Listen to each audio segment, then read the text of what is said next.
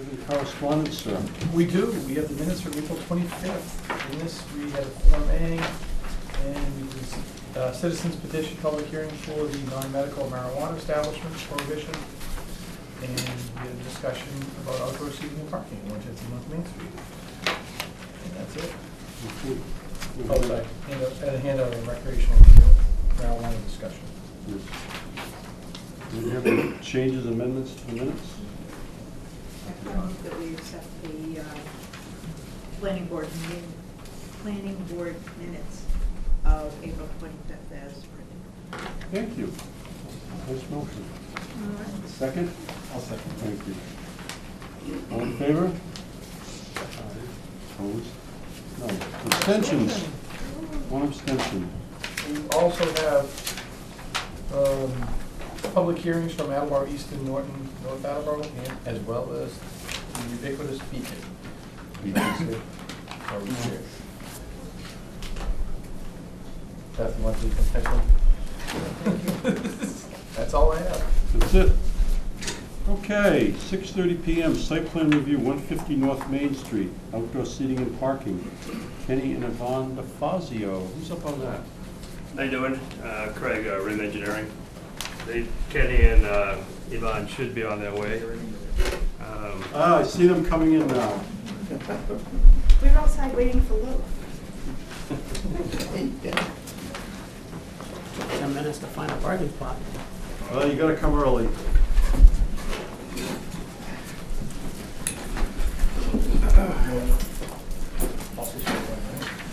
Site plan review?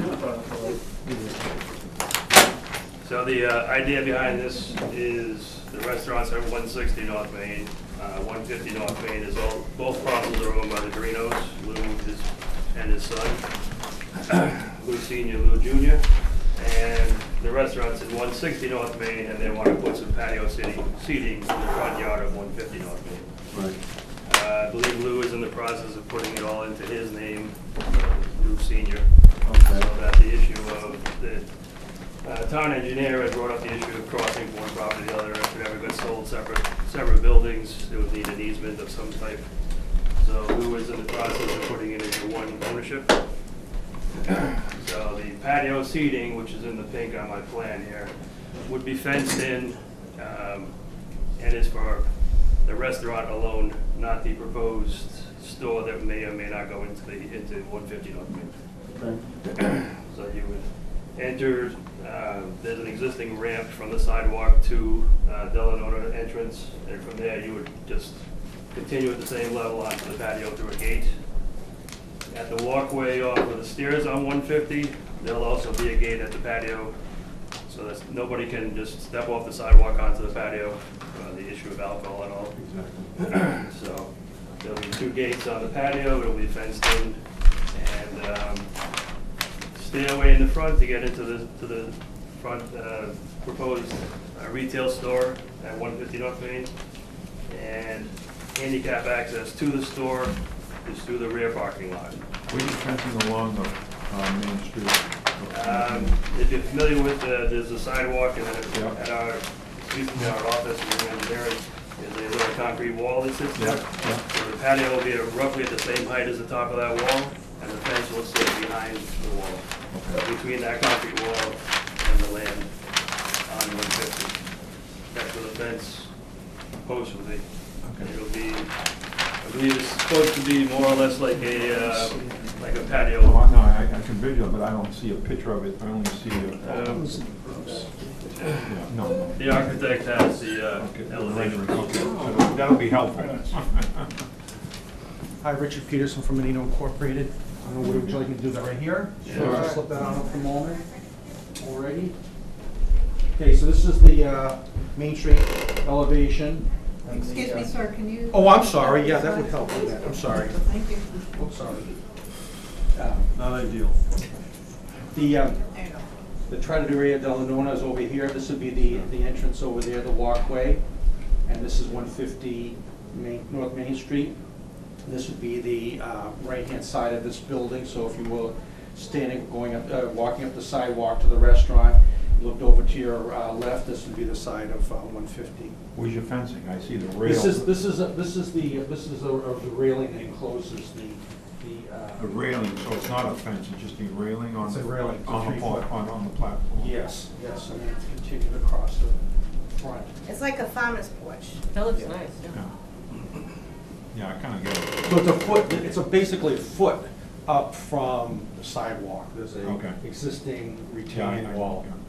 Goes down about 3 feet according to Lou, so it's a pretty substantial wall. That's about it. We try to make it look like a porch of probably the late 19th, early 20th century, which is about the period of the house.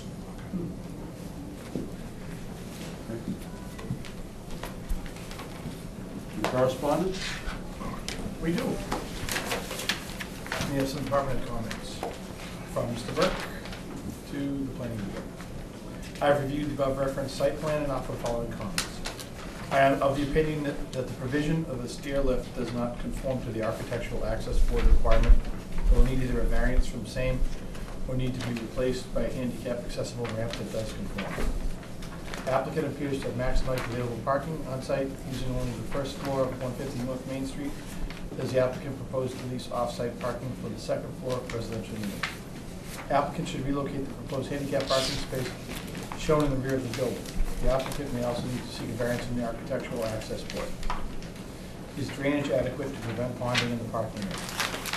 So, let's take the first one. I guess Sean's question is that the stair lift does not conform to architectural board. Who's got that? That's yours, Richard? Yes. Yeah, who's- I spoke with the access board, the compliance officer this week, Mr. His first name is Will, sorry, I don't remember his Okay. last name. And I went over it with him about the chair, a vertical chair, wheelchair lift. Yeah? And our discussion involved that we had a very tight area, that we thought it would be, at the time, I wasn't sure that we were gonna be having the whole lot being combined, but that a ramp run from the back parking lot where the handicap accessible parking spot would be located was not sufficient enough to make the grade change up to the rear door. So Lou was, and Craig also were discussing about possibly putting in a wheelchair lift. So I spoke to the AAB, and he said that a vertical wheelchair lift would not require a variance from the architectural access board.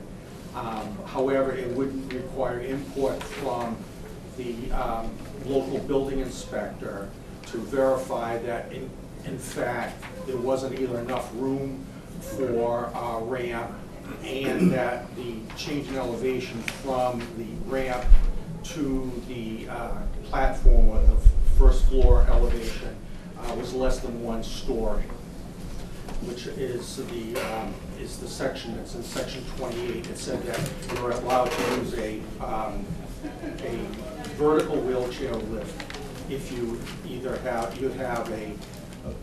it's not feasible to put in a ramp, or you have a less than a story of elevation change. Now, it gets a little confusing because there's a chair lift or inclined chair lift, which is, a lot of people have probably seen it, where the wheelchair lift goes up a stairway. Yeah. That you definitely need a variance from the access board. That was my understanding of the situation. So if the board chooses to approve this, we could put a condition in there that obviously you have to conform with the architectural standards. Correct. And the building inspector would have to Correct. approve that, which you have to do anyway, Right. because you need a building permit. So we do definitely have to have input from the inspector. Okay. In regards to, I'm sorry. That's Mr. okay. Ray would have a You question. want to do, so that, the third one was relocate the proposed handicap parking space shown at the rear of the building. Need a variance from the architectural access board. Is that kind of the same idea, same Well, thing you I released that also spot? spoke with this gentleman at the access board. It's kind of a awkward situation in that the Architectural Access Board does not require a handicap parking space for parking lots for less than 15 cars. Oh. However, the American Disability Act, the ADA, does Sure. require it. And so it doesn't necessarily fall under the purview of the AAB to require it, but he strongly suggested that you do it because, matter of fact, he said the state, the Access Board is actually submitting legislation to change the regulations so that they comply with the requirements of ADA. So the ADA requires a, for less than 15 cars, it requires one van accessible space, which would require an 8-foot wide parking space and an 8-foot wide access aisle. And so that doesn't really work the way, at least in my last version of the plan that I saw, which kind of leads back to the planning board in that it would work if the planning board would allow for more compact parking. Yeah, I think, Mr. Chairman, what they've done is they've relocated the handicap space Yeah, to the end of the aisle. yeah, I can see it. Which And makes they, sense, that's where it should be. right, and I think they've made a game effort at it. Right. What they don't have is the 8 feet.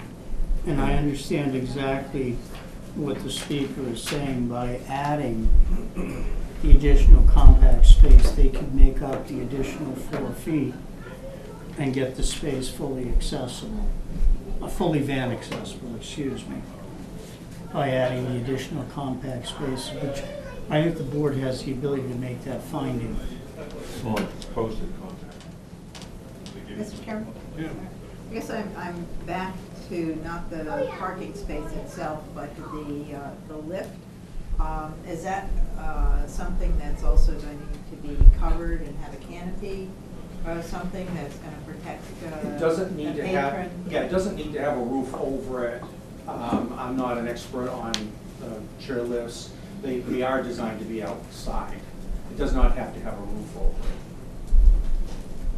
So this is only seasonal too. Right. Well, yes, at the same time, if the retail shop is not, it's my understanding that the retail shop may be more than seasonal, is that correct? Yes. Okay, so if it is, then my thought is that perhaps the lift area would need to have some sort of protection against the elements when you're getting into winter around here, because it's going to be really hard to keep that. It is a ice. maintenance issue. It It is done without a roof over it, but it's I something, think it's just it like, would it's be the just. same as shoveling our sidewalk every time it snows. We maintenance that and ice it. It would be the same. It's up to us to keep it clean. Yeah, no, I understand that. I'm just saying while you're in the planning stages, maybe that's something to be considered as you're putting this, amenity into place.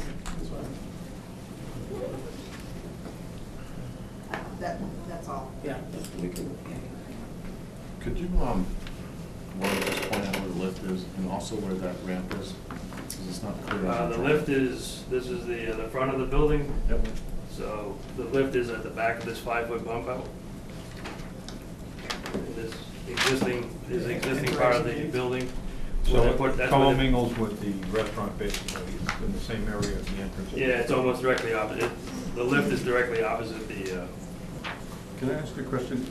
If the lift is over on that side of the building, why is the handicap space on the opposite side? Isn't that the longest run, isn't that the it furthest? is, but that's Mr. Blackman's suggestion, building inspector at the staff meeting.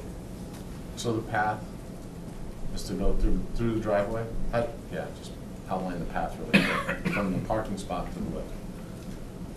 Well, it's obviously not ideal. You could move this over there, but But the building inspector suggested it be there? he did.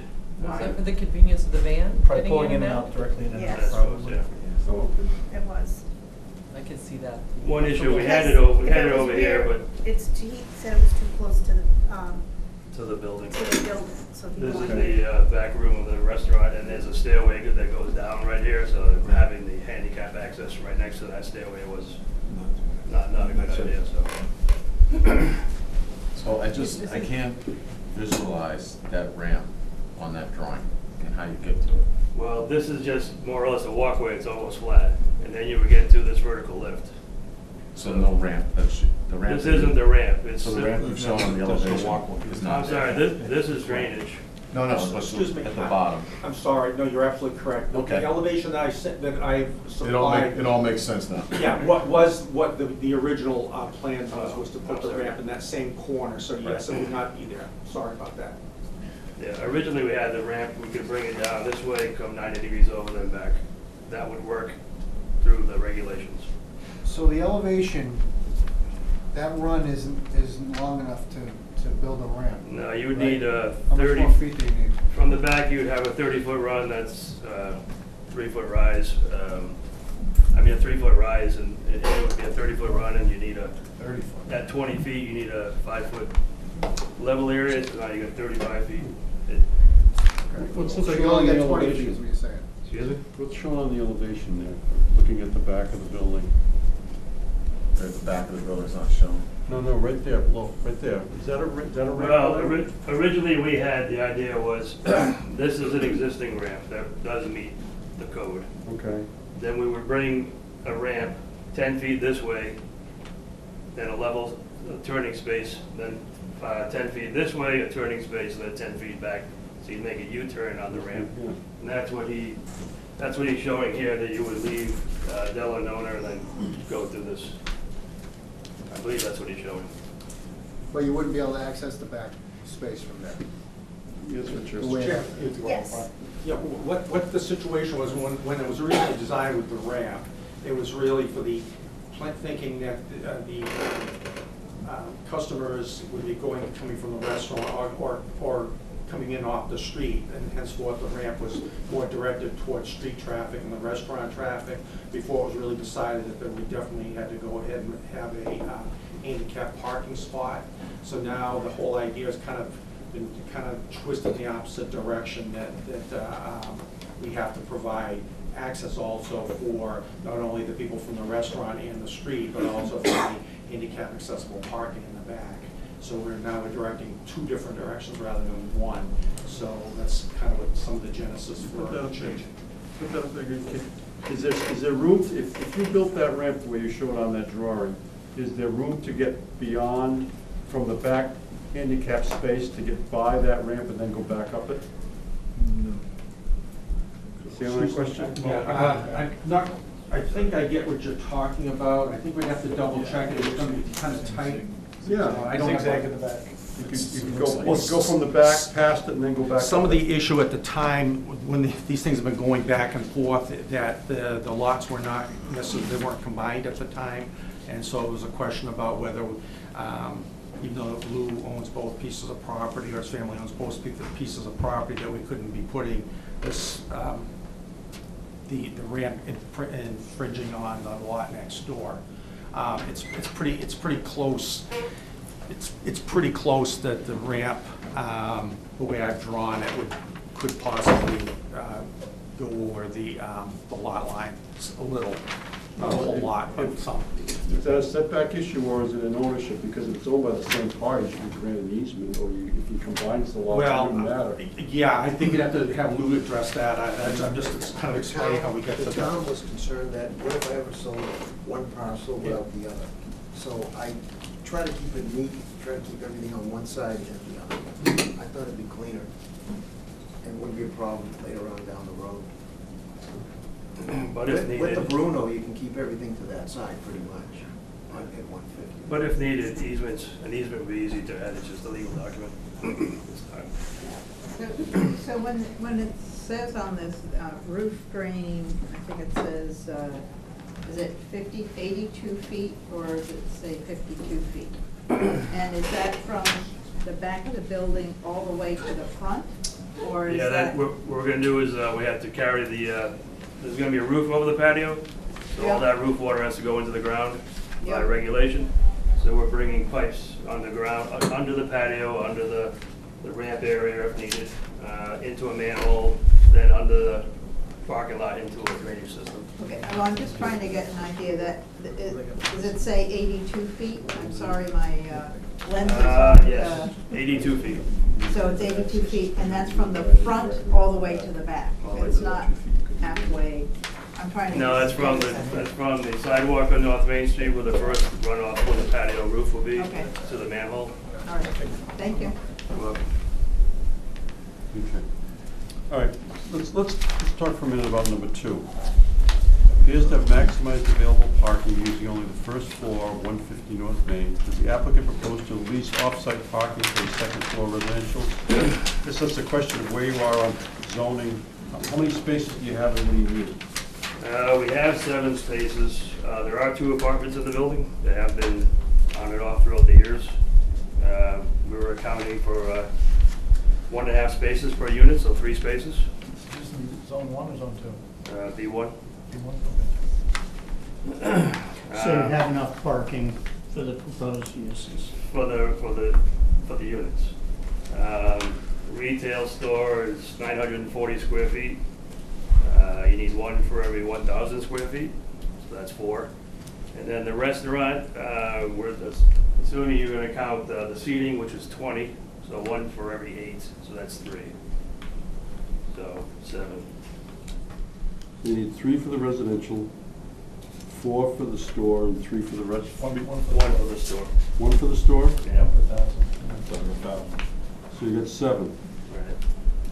Okay, so we have enough parking. So we have the parking, using 2 subcompact spaces, which is only going from 9 feet down to 8, so you're only gaining 1 foot. If we go to more compact, we're only gonna gain another 2 feet. We only have 4 for that van accessible, so we'll still come up short unless we lose a parking space. But you said if the board made a finding that we allowed you to use compact spaces for all the others, you could gain enough to get your 8-foot wide handicap space. Well, yeah, if we have there, we gain 1, 2, 3, 4. I think we gain 3 feet. There is more room towards the building, it just, It's over the property line, right? it's over the property line, but eventually you lose putting it in one ownership, so.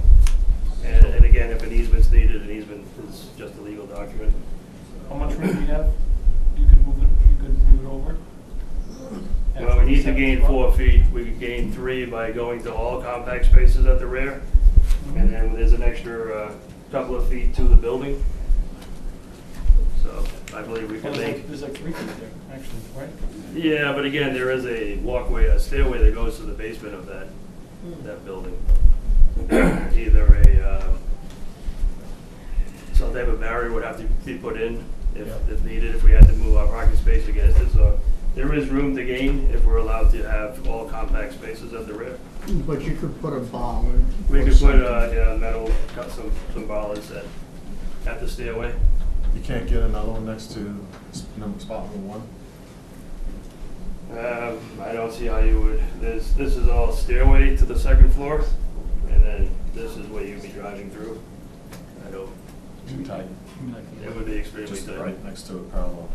Yeah. Just be there. Right now we have it about 2 feet off the building, so I guess we could possibly gain a space there. It would be very tight.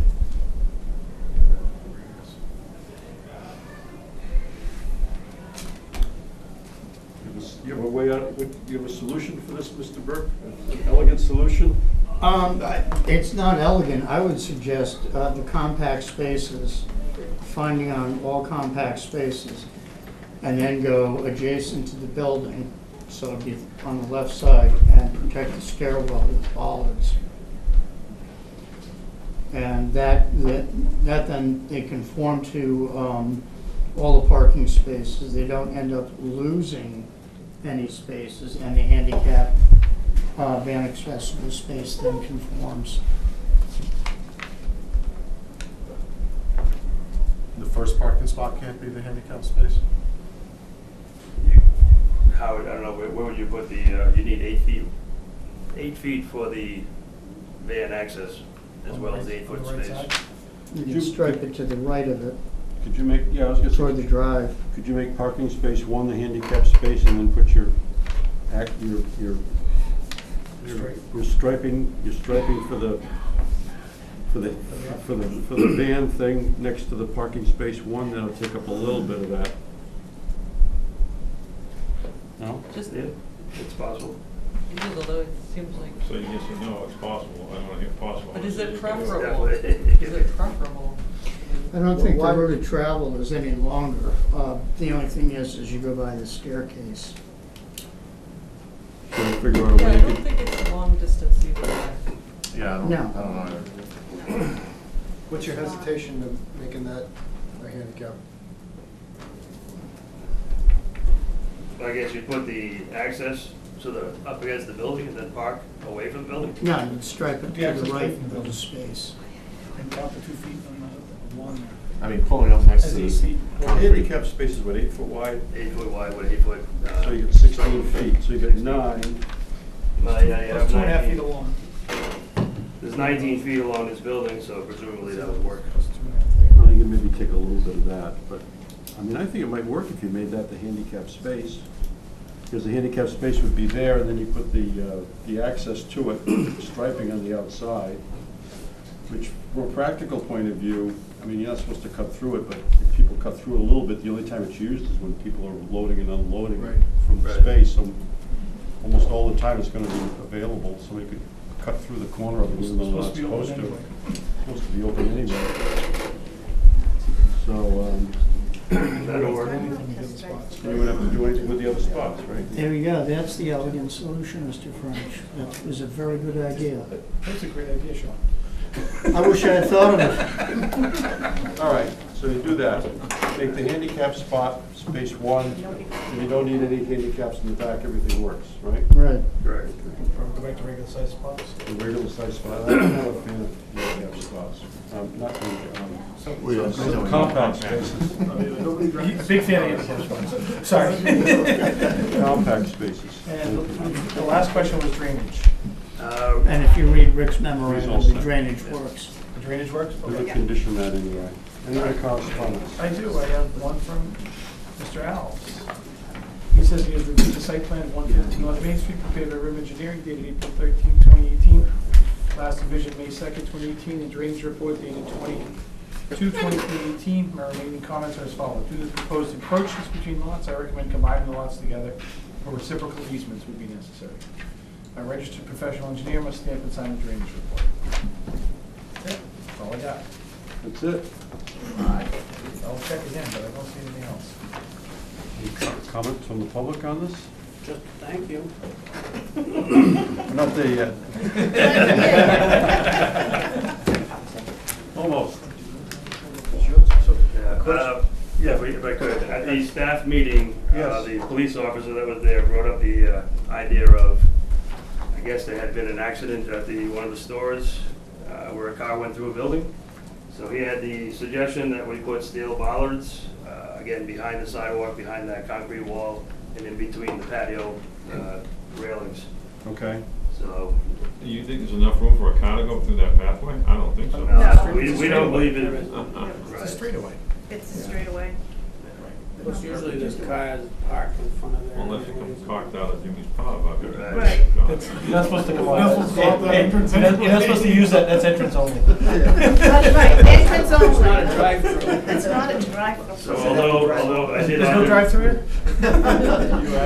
Although I did add them to the plan, they would like to remove them if you don't see it as necessary. You can get removable ones.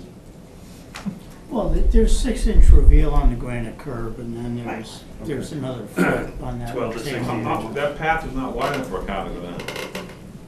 No. The concern was Just don't hit the building. in the dining area, the outdoor dining area. Right. This was In the as a front. result of out on School Street. Yeah. Right.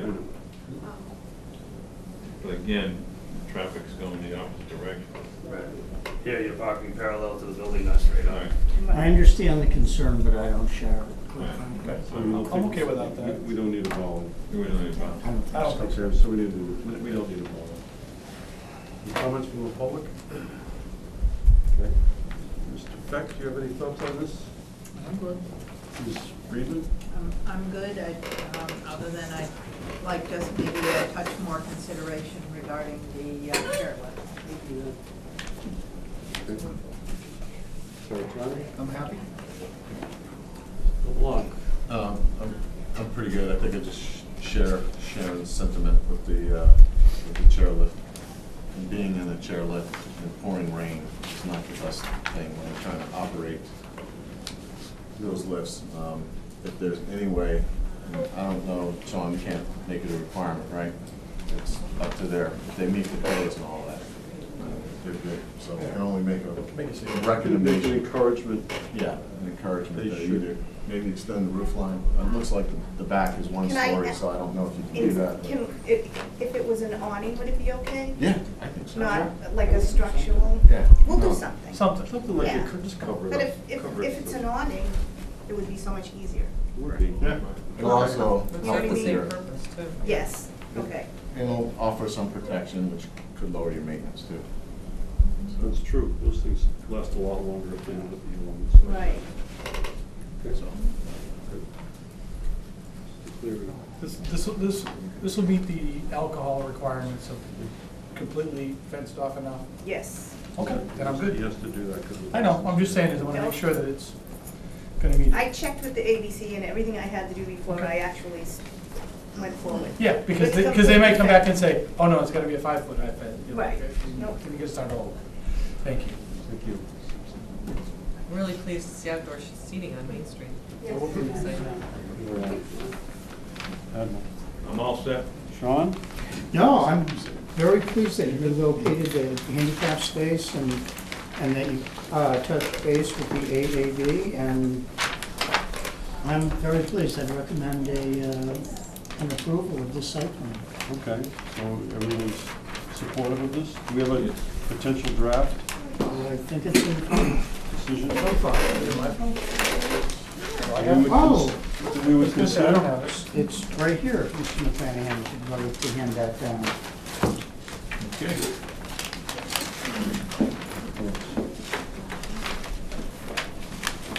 Okay. So it's a reasonably certificate of action on site plan. It references the documents introduced at the public hearing, which are the architectural plan, the lighting plan, memos. Conditions would be any and all department head comments must be completely addressed prior to issuance of a building permit. Applicant may need to seek relief to the architectural board for the stair lift and van parking. And I think we eliminated that one, that come right out. Applicant should explore leasing space for parking if possible within 200 feet of the site. And I think that can come out, include they conform. Option for valet parking, so we could probably take 2 and 3 out. We could put in there that the parking, the handicap spaces to be relocated to space 1, space number 1. And, what was the other one we wanted to add? On covering over the chair. Awning cover over the handicap chair lift. Or weather, Yeah, weather, as long weather, as- how about a weather cover over the chair? Weather, That way they okay, can- weather cover. If they decided to move. And as long as it meets the building code. Well, Yeah. they gotta, anything else? And we're going to eliminate the compact car They're spaces. not shown on the drawing, we're gonna do that. There's a couple. There's a couple there. There are? Yeah, they are. Once you eliminate that handicap spot, then you can just line. You're gonna go back to regular size spots, right? Right. Okay. Does that There was 2 or 3 there. Okay, with that? need to be stated? I think it What's does. that? That they're gonna go to regular size spaces. Regular size spaces will be parking spaces, standard size parking spaces will be used. It's possible relocation. Okay? Okay. So we guess we should, that, with those additions, I think we would need a motion. I'd like to make a motion for positive recommendation. For approval of site. Approval. Approval of site plan. Any further discussion? All in favor? Aye. Opposed, none. Nice job, guys. Thank you. Now you are. There's the meatball. Thank you, thank you. Glad we got, Thank you. glad we got Jen, do you need us to sign the last page? You wanna do something? No. It's just him. Okay. you wanted to sign that one now? Yeah, if you want it. No, because it's got draft. Okay, yeah, that's all right. All right, we're a couple minutes late, but we're still pretty close. Chocolate Factory, Mr. Palmer, welcome back. Thank you, nice to be here. So tell us why you've come to see us. Well, we are closing in on starting a project. Good. We were probably right around a couple of months. So it's been, how many, 4 years? Something like that. Well, a long time. Since we had a town meeting. That was unfortunate, I think, yeah. Anyway, we were able to get some financing from Mass Housing at a great rate for just, for like 5 or 6% of the cost of this. So one of their conditions was that that units be reclassified from market rate to workforce, which I believe the town's workforce affordable rate is 80% AMI? That's correct. Okay, so basically we would be adding 7 80% AMI units. Could you please close the door? I'm having trouble. Can't. We'd be adding reclassifying 7 workforce units as 80% AMI workforce units, and one 110% AMI unit, which is essentially over, over the AMI. I think the AMI in Mansfield is what, $103,000? Yeah. Okay, so the 80% AMI units, you'd have to earn $82,000, and the 110% AMI, somebody would be over, making over $100,000. So Mr. Burke was gracious enough to write a letter. He said 7 affordable units. It should actually be 8 because there were 7 80% AMI units and 110% AMI units. You want to add 8 affordables? Yeah, 8 workforce units. I tend to not want to call them. And also, let me add this. I don't know where I heard this rumor, but you know how rumors start. This is not in any way 40B related. This is not a 40B project. This is not going to be a 40B project, and that was never our intention. So wherever that came from, I don't know. But this is not. So what are you proposing? These are 8 one-bedroom units that you want to change it to? It's 8, well, the way they say it, and Mass Housing, they say there's no specific documentation to identify how the workforce units need to be distributed within the building. So they say, but it should be a reasonable distribution and not in conflict with fair housing. So we already have enough 2 bedrooms, correct, under the, Yeah. so I would make a motion to do 8 single bedroom. And I'm gonna Wait, contradict. Hang on, let them just talk. So you- I just feel that there's a need for the elderly to have an affordable unit in town. Mm-hmm. That's the reason I want the 1-bedroom versus. Okay. So what are you saying? I'm gonna contradict that a little bit because I know that there are a number of elderly couples that require. Oh, 1 bedroom fits 2 people, don't it? That require, because of health concerns and all that, require 2 bedrooms. So I would like to propose at least a couple of them be 2-bedroom units and not all single. Of the existing affordables, what's the mix now? Here. How many 2-bedroom and 1-bedroom? It's 15 and 11. 15 2-bedroom? Hold on. I believe so. Okay, in the permit it says 19 affordable units, 9 one-bedroom, and 10 2-bedroom. Yeah, that's 19. Right. So there's already 10 2-bedrooms proposed. So this would add 8 more, if we went along with it, it would be, if we went all 1-bedrooms, it would be what, 17 ones and 10 2s. What's the total breakdown on the whole project for 1s and 2s? It's 90. yeah. There's 2 studios. There are 54 2-bedrooms and 71 bedrooms. memory serves. It's in this permit there, number 2. Yeah, so you see 49 ones, Problematic. 49 ones, 62s, and 2 loft units. Oh, correct. Yeah. Those are 2 bedrooms, but they're called loft units. How many was? 2. 2 lofts, 62s, 49 ones. And 2 studios. So what we would be doing would be changing, if we went with 8 affordables that were 1 bedrooms, we'd be changing them, no, we wouldn't be changing any mix, would we? We'd be making about over 25%, or over almost 33% of them. If we did all 8 as 1 bedrooms, it'd be over 30% of them, which would be workforce housing, whatever we're going for. Where was that, where was the affordable mix again? It's 9, 1, and 2. Here it is, it was listed. 9 ones. Can I get a clarification too? So if this is considered workforce units, Correct. does that assume that the family that's occupying the unit needs to be working, according to that, or no? You know what, I don't know. I don't know what the definition is. No, it's just that they fall into an income bracket. They could be I'm retired. just checking. I Yeah, they're want just- to be clear. that, I don't want to say, workforce is just different name for affordable.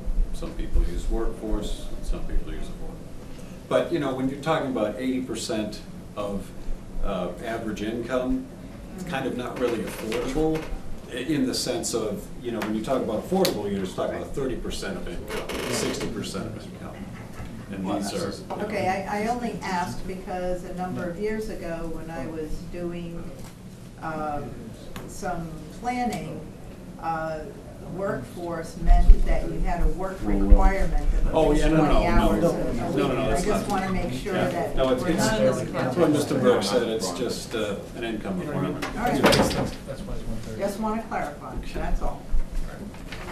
Yeah, so the total project we're just discussing, the total project is 130 units. Yeah, 111 are market rate and 19 were affordable, according to the. Correct. What the permit was. Permit was. So now we're gonna have. Yeah, 8 additional affordable units. so then it's gonna be 103 and 27. Even in our permission, 27, more 103 and affordable 27, units? yes.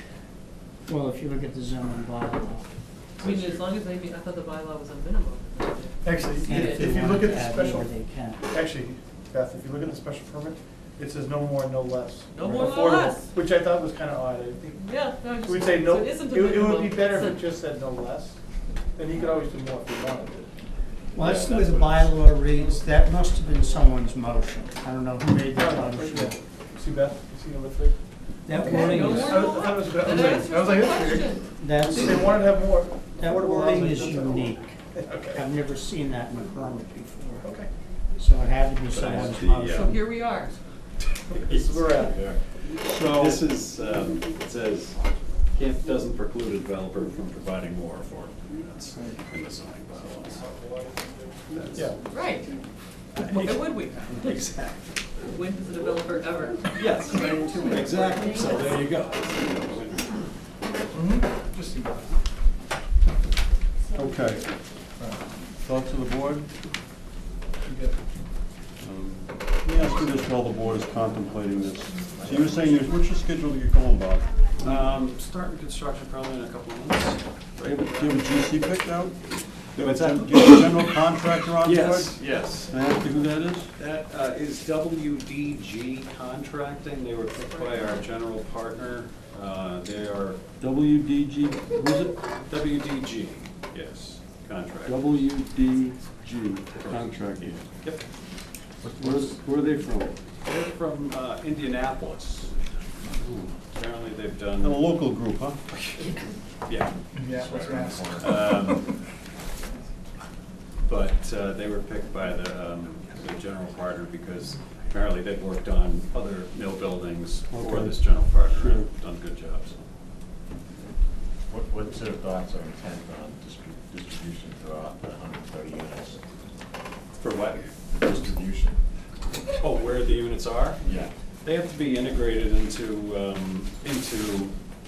So it's gonna be dispersed? yeah, dispersed Yeah. areas. No, Yeah, they're not close. that's what the fair housing laws. You think you're getting going in a few months? Yes, Okay, good. we have our financing and, Okay.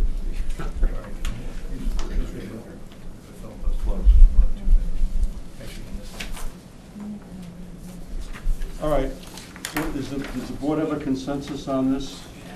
I made a motion. You did, okay, so you made a motion to approve their request to add 8 single. 8 additional affordable units as one-bedroom units. Correct. Okay. Have a second on that? I'll second. Thank you. Any other discussion? I think it's a wonderful thing. Very nice. Nice to see the project. Should we be limiting it to, if you want to make it more affordable, can we change it to make it more affordable too? No, I Like if you wanted to Leave it provide the 9 or way 10, it does he have to is. come back again? Yeah. Yeah, I think you should, Any change of the mix? just to let you know, but the bylaw, Okay. again, I mean, I've Okay. never seen wording like this in a special permit, so my assumption is someone made that specific motion. I think, yeah, probably didn't want to exceed a number of units. Right. No less part. Okay. Okay, so we have a motion to allow 8 more units affordable as one-bedroom units. Any discussion? All in favor? Aye. Aye. Opposed? No. I abstain. Thank you, sir. Okay. Bob, see ya. Thank you very much. Thank you. Nice to see you all again. I was just gonna ask you, you got any Yeah. plans for those, outer buildings? You got that building up front, and you got the building at the back where you're looking at a Yeah, brewery. Any the, thoughts on those? Well, you know, I'm still looking into a brew pub, trying to get a tenant for that. The warehouse building in the back, that is what we call Building E. The one in the front, Building C, which is that kind of newish office building, trying to make it into a professional building, you know, offices and and that's it. And I'm still working on a hospitality tenant for the Stone Building, the old office building, so. But, you know, it's, construction's 18 months, so a lot of these people don't like to commit so early. Yeah. So, but the word's out. So, Well, that's good. Cool. Very good. Thank you. Good luck. We'll be anxious to see it moving forward. Oh, me too. Thanks a lot. Thanks. Okay. Okay.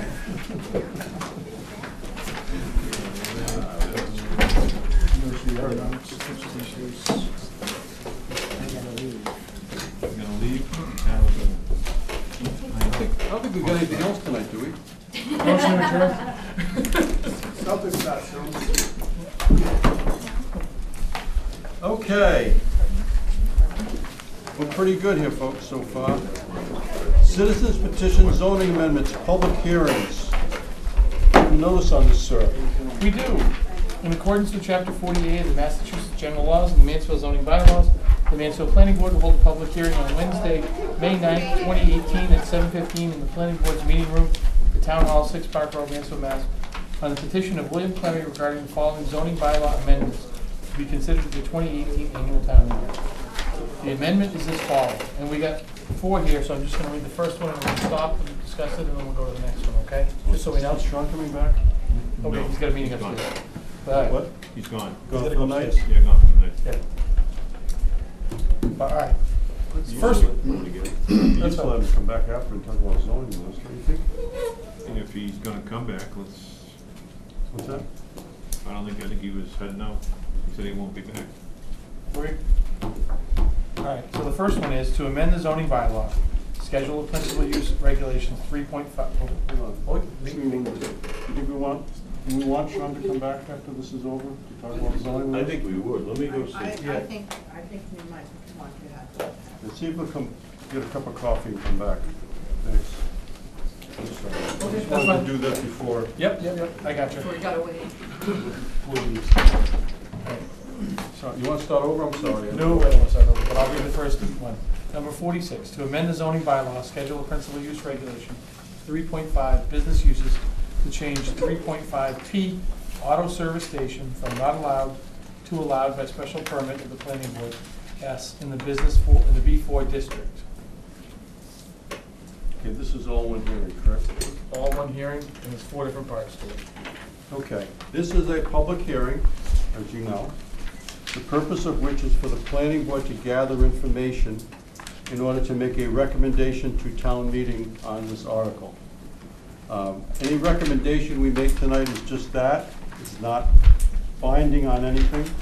We'll make the recommendation at town meeting, and town meeting next Tuesday night is where the real vote that counts is, so I would encourage you all to go. Again, this is just our recommendation based on the information we have. So what I will do is ask for a presentation from the applicant. We'll have questions and comments from the board, the public. We'll see what correspondence we have. We'll vote our recommendation tonight on these articles. The board will consider that. We may do it after each subsection, or we may wait until the end and just consider them all together and vote it at that time. The board will decide that, but we'll vote our recommendations tonight. So we'll do the first one, and then we'll go down the line. Mr. Clemmie. Are you going to, when are you going to make a decision about whether you're going to do it after each one or at the end of all of them? I expect after the first one, we'll make a decision whether we're going to do it after each one. And if we do it that way, we do it. If we'll do it at the end of the night, if otherwise. This is Steve. Ladies and gentlemen. Taking my space. I only need so many. So it's 5 or 6 of them. You expect no? Well, you know, sometimes you expect everybody, sometimes you don't. Well, my name is Bill Fleming. I live at 55 Fowler Street, which is abutting the B4 zone. The planning board is fully aware what the B4 zone is, but for those that don't, it basically runs from the empty lot next to Benny's up to the Foxborough line along Copeland Drive. And it runs from the mobile gas station along Chauncey Street to Route 140. That's pretty much the area that it covers. On the big map here, it's basically this mauve colored area. It does not include the outlying areas. Those were left in B3 3 years ago when the town meeting elected to make this particular zone B4. When that decision was made, and it took a couple years to get it through the town with a couple of iterations, but the idea was that to put that particular area of town in its own area so that you could make changes in that area without impacting the outlying areas at the country store or Mansfield Oil or Cousins Pizza, whatever it might be, because there could be uses that might not make sense there that would make sense in the Gateway Business District. At that time, we also added the ability to do multi-use, where you have residential and commercial mixed together on the property. At this time, this particular article, all it's asking for is to allow service stations in the B4. So the mobile gas station is currently in the B4 zone. The Sunoco gas station is currently in the B4 zone. And I just want to read the auto service station definition so people are very clear just what this is pertaining to. It's the open air sale of motor vehicle fuel, related products and services, provided that all maintenance and services other than minor service and repair shall be conducted entirely within the building. So you picture, it's basically the Cumberland Farms gas station, mobile gas station, things of that sort. It doesn't include like a Firestone car service place where you have 5 bays and all of that. That's covered under a different definition within the definitions and uses. So this is mainly gas station, is the simplest term. So this particular one, so this article here, as I said, would pertain to the B4. and it has the 2 existing stations today. The locations in Mansfield, so the zoning that as it pertains today, the gas stations are allowed in the B1 zone and the B2 zone, which means that today, you could put a gas station anywhere along Main Street if you wanted to, because it's allowed in those areas. Now, I don't think anybody wants to see a gas station in those areas because it's downtown Mansfield. We want to keep it beautiful. We want to keep it nice with storefronts and all of that. There are definitely already gas stations. One gas station, 2 gas stations, one on each end, one in each intersection, nothing in the middle. Yes. Nothing in the middle. So, in the gas stations that we have today, if anybody, I'm sure almost everybody here has had the same problem, where you try to go in and get gas, if you go to Cumberland Farms, sometimes it backs out onto the street. If you go to the old Hugos, I call it Canyon Fuels, same thing, it's very difficult to get in and out. As an example, if you go to the mobile gas station here in Mansfield, everything's set back. It was designed way back when as a real full-service gas station that makes it easy in and easy out. So I think having another type of full-service gas station, similar to, say, the Cumberland Farms in Norton, where it's designed from start to be a full-service gas station and to provide a service, as opposed to gas stations that have been here for 50 years. A new full-service gas station with proper entry, exit, and parking would be appreciated and provide the opportunity for the B4 zone. The other thing that it would do is it gives, any development that we get, and if you go to the IDC guys, or if you go to the FinCom, or you go to town meeting, it's to generate revenue. So it just gives another opportunity to generate revenue.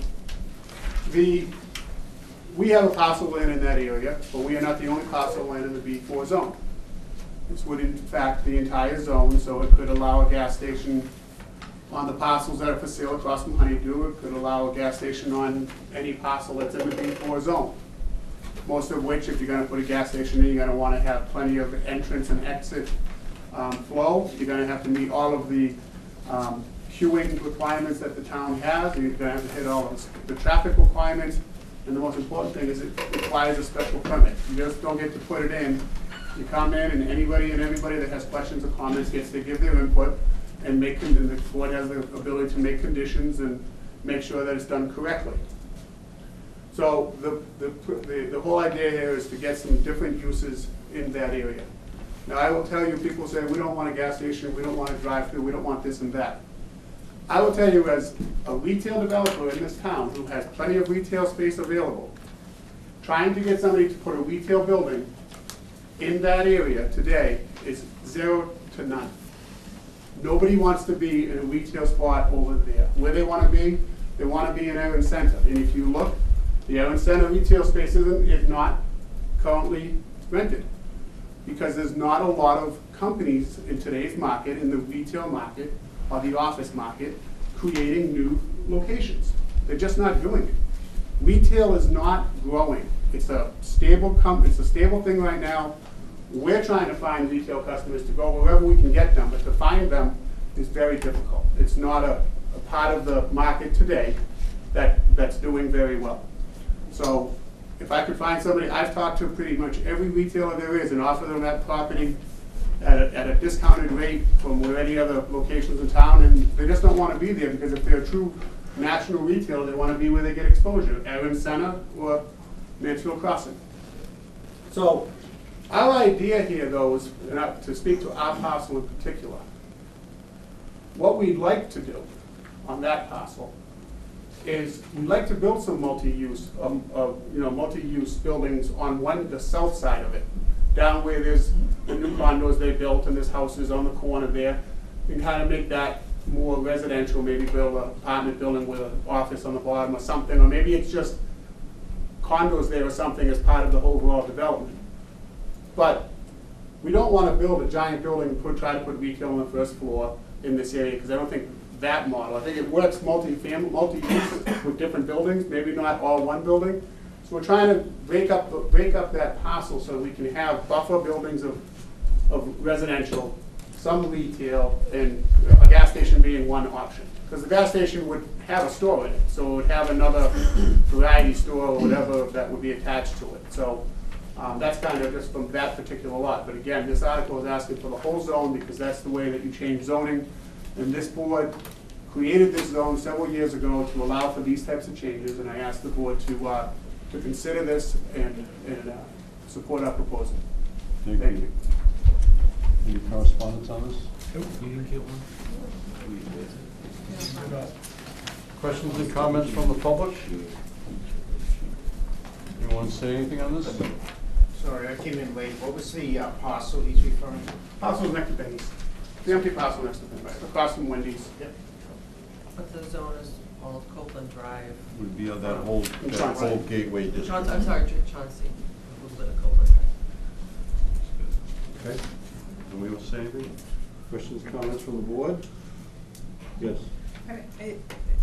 Do we know who owns the property that Benny's is on? Yeah. Copy out about that? Developer out of Rhode Island bought a majority of all the Benny's, including that one. All right. And so, in this area, and excuse my naivete, that retail space can continue even as the land has changed ownership, and we don't know what is going to be happening with that piece of property. No, no. No, they don't own that. Hmm? They don't control that, so I don't know what's gonna happen Right, with that. but we don't know what's gonna be happening. Right, right. This is a proposal he's having that would add Right. gas station to the special, allowed by special permit uses in the district. Okay, thank you. Just for the board, with this, the setbacks would be in the district for front 30 feet, side 20 feet, and rear 40 feet. Is that correct? Those are the changes that that the board, that the town made when you changed it to the B4. They increased the buffer from the rear of the lot from 20 to 40, so that anything would be closer to the street as opposed to closer to the houses. Exactly, that's what I was just gonna say, it's 20 feet, right? 20-foot buffer in the rear? It's 40 feet, I believe. We increased it. We increased We it. increased My book the rail rolls here? off. Maybe. Okay. Thank you. What page are you on, please?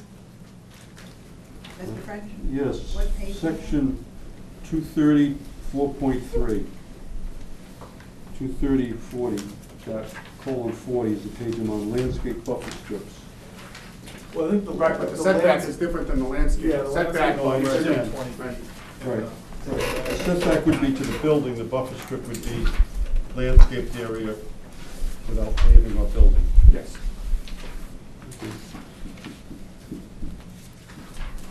Yeah, the expectation would be you'd build, you'd put trees back there, fence back there, Absolutely. you'd take into consideration what the neighbors would want, and you'd put in the appropriate screening.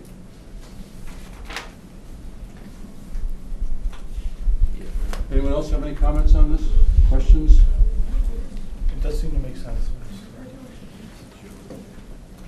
I had a few questions. Sure. I was just looking at my Zone 2 map. A gas station obviously would have underground storage tanks. They'd be designed according to the DEP regulations, regulated by the fire department. You don't know about that, I mean, Mr. It's a leading question. Yes, I'm gonna go with yes. Okay, and that's what I was just looking at. We're not talking about anything to do with our water protection district. There's none of the B4 that's in our Zone 2. No, this is, zoning typically goes by the zoning districts, not the water districts. If there's an overlying water district in a zone, then it would impact it, yes. Okay.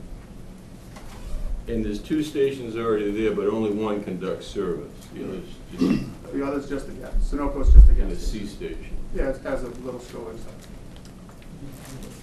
And if this is approved, would it allow also retail auto sales and service? No, that's a different license, that's commonly allowed, I believe. If you That is look. allowed. It's allowed in the By district. special- Car wash dealership is already allowed in the by district. special permit. That's all I had, thank you.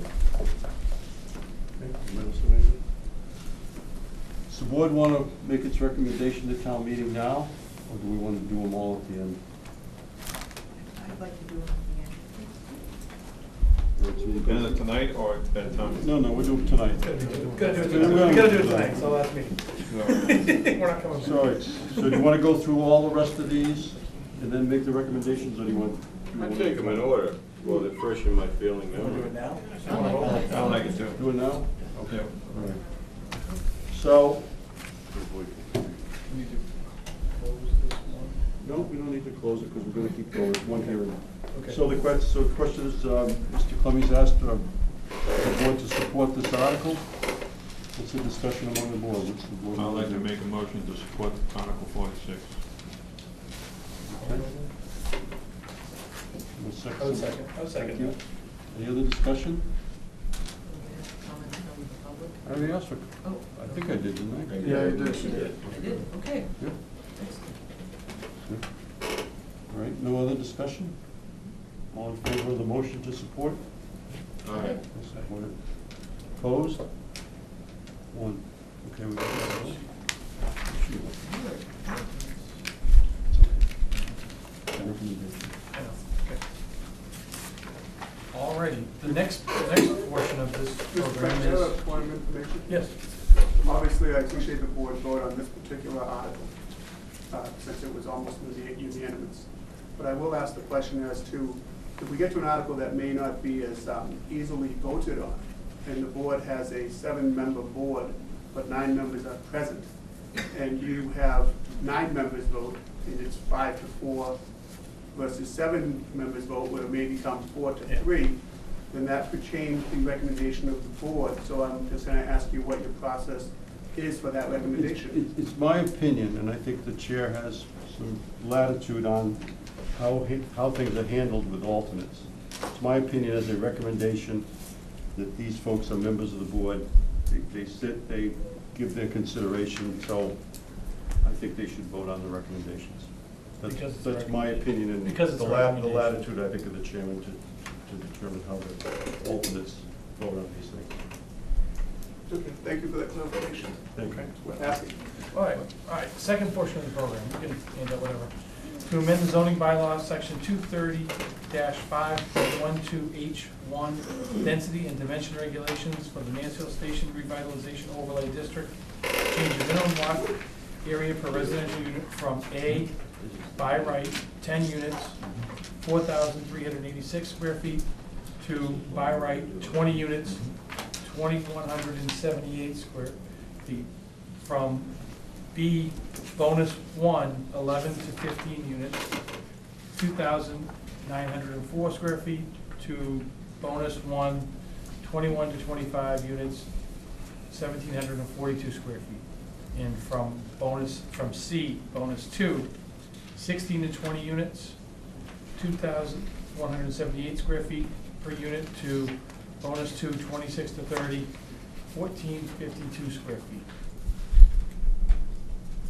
Okay. Clemmy.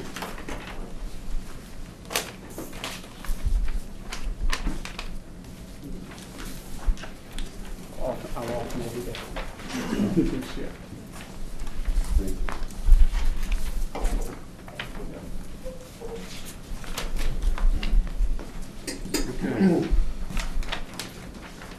Okay, Mr. Clary was kind enough to read out all of these numbers and references and square feet and all of that. The bottom line is that's the way that the basic unit per acre is defined.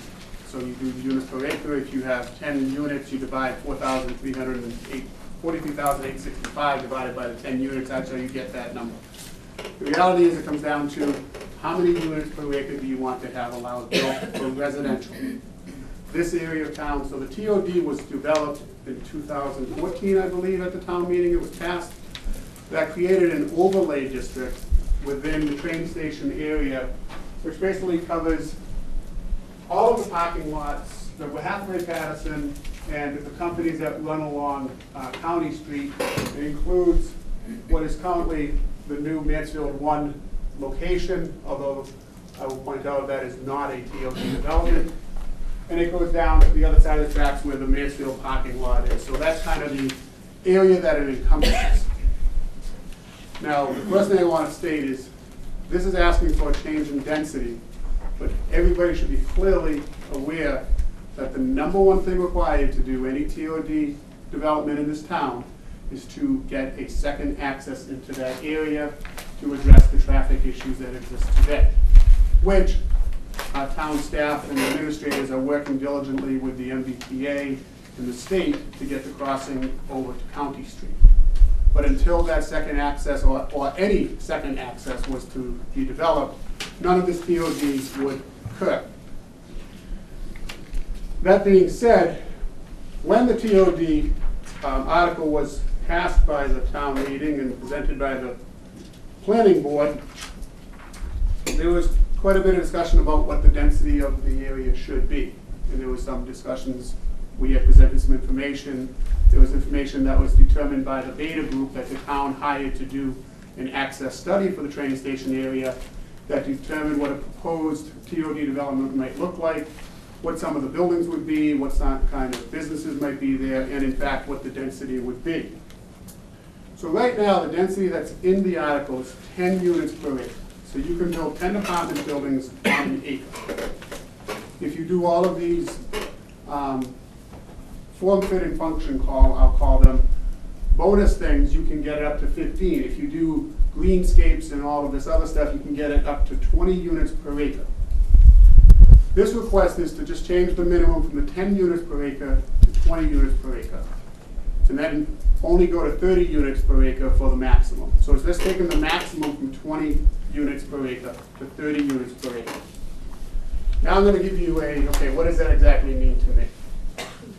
One Mansfield that was just built recently across the railroad tracks that again is not a TOD development. It was built. What is TOD? Okay, I'm sorry. Transit-oriented development. Basically it means building stuff around a train station. Okay. That's what it means. Building stuff around a train station. It usually encompasses housing, retail, businesses that would be associated with the train, coffee shop, laundromat, daycare maybe, community service things.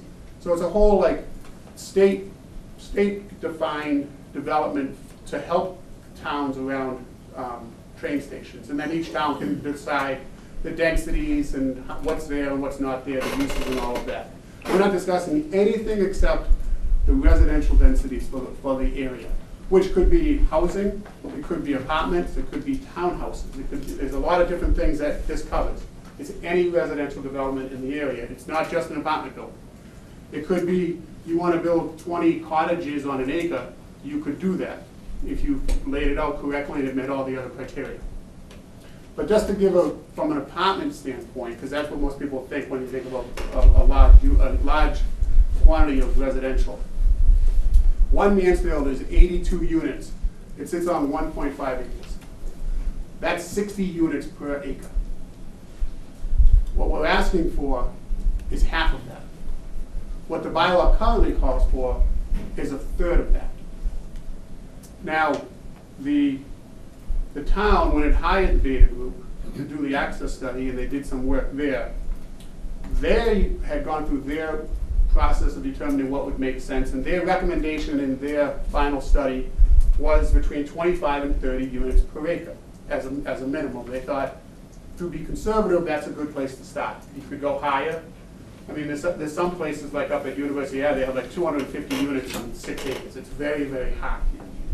So the 20 units that it would be 1/3 the size of what buildings are there.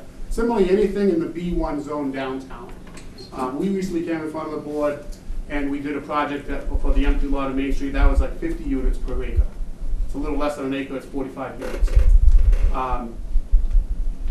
Most of the buildings downtown has a high density ratio. This is right across the tracks from the highest density building we've ever built in town from an apartment building complex. And it's 1/3 of the density is what's allowed. So all we're asking, and we think we've gone back, we've had discussions with probably 20 developers for this land. While we're doing the TOD, since then, now that we're getting closer to getting access, and it's pure economics. You can't build a project and have a low density of residential and have it work out financially for anybody. It can't support itself. You need so many units to support itself. I mean, you've heard this argument from almost every developer that's wanted to build an apartment building in town, that 60 is barely enough to get by. Well, 30 is a lot less than 60, and it's just gonna break the threshold of what makes sense. But we feel that the number that was set, and I understand that when it was set, there wasn't really a feel for what could happen, what would happen. And now that we've had a couple of the buildings in town be built with apartments, we kind of have a feel for what these numbers might look like. And I think we're asking for something that's reasonable. It's a reasonable increase. It's not too out of the realm of reality. So the other thing it's going to do is this is going to promote the train station for development. When we can go and talk to people about doing the development, now they're going to get more excited because it makes sense. I mean, we just have people hanging up on us because they don't see the numbers. Once we get the access road and we can do this development at even 30 units per acre, it's going to be a huge boom for the town. We're going to get a lot more tax revenue. It's going to bring more business. It's going to bring more jobs. It's going to, that could be the biggest development this town has seen in 50 years. I mean, it's multifaceted. It's going to be residential. It's going to be business. It's going to be transit oriented. So, and again, it's going to put the density at the train station in the overlay district closer to what is surrounding the area, but nowhere close to what is abutting it. The town, as I said, is working diligently to get the second access, and we're trying to not wait for the cart, not put the horse in front of it, but we're trying to line it up so that when this thing happens, we can move forward. Because if we wait till the access comes, and then we have to wait another year to do what makes sense from a density standpoint, and then wait another year, we're just trying to move the can down the road, is it, Mr. Penny? Kick the can. We're not going to kick it, we're going to move it this time. So we think it's time to move forward and not limit the growth in this area to do what makes sense for realistic TOD development. And again, we ask for your support in this article. We don't think we're asking for too much of an improvement, and I think based on what we've seen built recently, this isn't asking too much. Thank you. Correspondence on this? There is none. Questions and comments from the public on this? What's on the property? Parking for the train, I think also on the Jeep dealership? No, it's car storage. car storage and parking. Commuter parking. Parking for the commuter? Yeah. Is Right, that but town parking? There's multiple No. ownerships Private. of land within this zone. But do residents use that parking also? Because we're Use very any limited. parking lot, yeah. No, but with this sticker, I mean, with their town sticker. The way that, if you don't mind, Mr. Finch. So It's your lot. this isn't a particular parcel, and it's not even a particular zone. It encompasses most of the I-3 zones and some of the B1 across the tracks. But what the town does is you create an overlay that kind of encompasses a big area. And within that area, there's lots owned by private entities. There's halfway Patterson is owned by the town. The town can then work out a development agreement to do a whole development. So what's going to happen over there most likely, and I think the board would agree, it's not going to be somebody's going to go in and build 50 apartments, because the whole area has to be designed to be congruent and to allow access and to allow proper growth for everybody involved. Because you do have to address the issue of there's 400 Mansfield resident parking spaces there. There's 800 non-resident parking spaces there. There's businesses in the area. There's existing housing in the area. So it's going to have to be a plan that works for all of those entities. So it's not one particular entity or parcel of land. It's for the transit overlay development of the area. But do you foresee losing any of the train spots, any parking spots? Yes, and that's my issue. There's already. I understand they're privately owned, but do we see that we may lose some of that? I can't speak for the Board of Selectmen, but I know the Board of Selectmen they are trying to address the resident parking issue, and they're always considering any development that happens to make sure that they don't lose resident parking no matter what gets developed. So I believe that that's always been the Board of Selectmen's position, and I think it would be the same moving forward. And it may, I don't know what it's going to encompass when they do that, but I don't think that's part of what they look to impact. Any development would be special permit anyway. And it's all So under we'd have to special take that permit. into account to accommodate into I think conservation. all of us and the board is always a transitory development, I think, have always seen it as kind of a public-private enterprise that needs to be all coordinated, and, I think all of that would be. Do we have the map? Because we are talking about specific geography and specific parcels. I have a map. Can we share the map? I get where he's Okay. talking about. It does cross over to the parking lot across the street. Oh, also. It encompasses the Mansfield lot south of 106.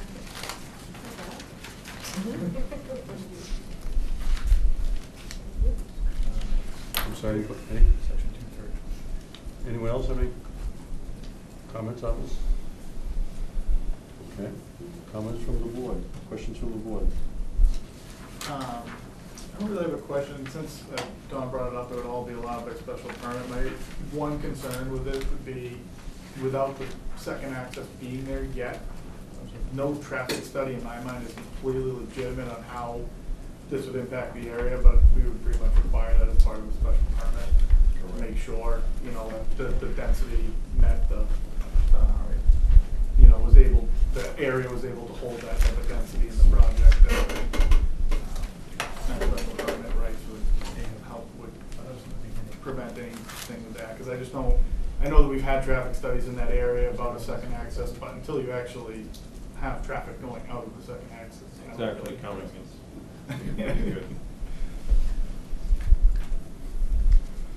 Yes? So I have a question about the whole notion of mixed use and retail. I mean, we have, I guess, a little bit of experience now with One Mansfield that's both, you know, apartments and with some retail.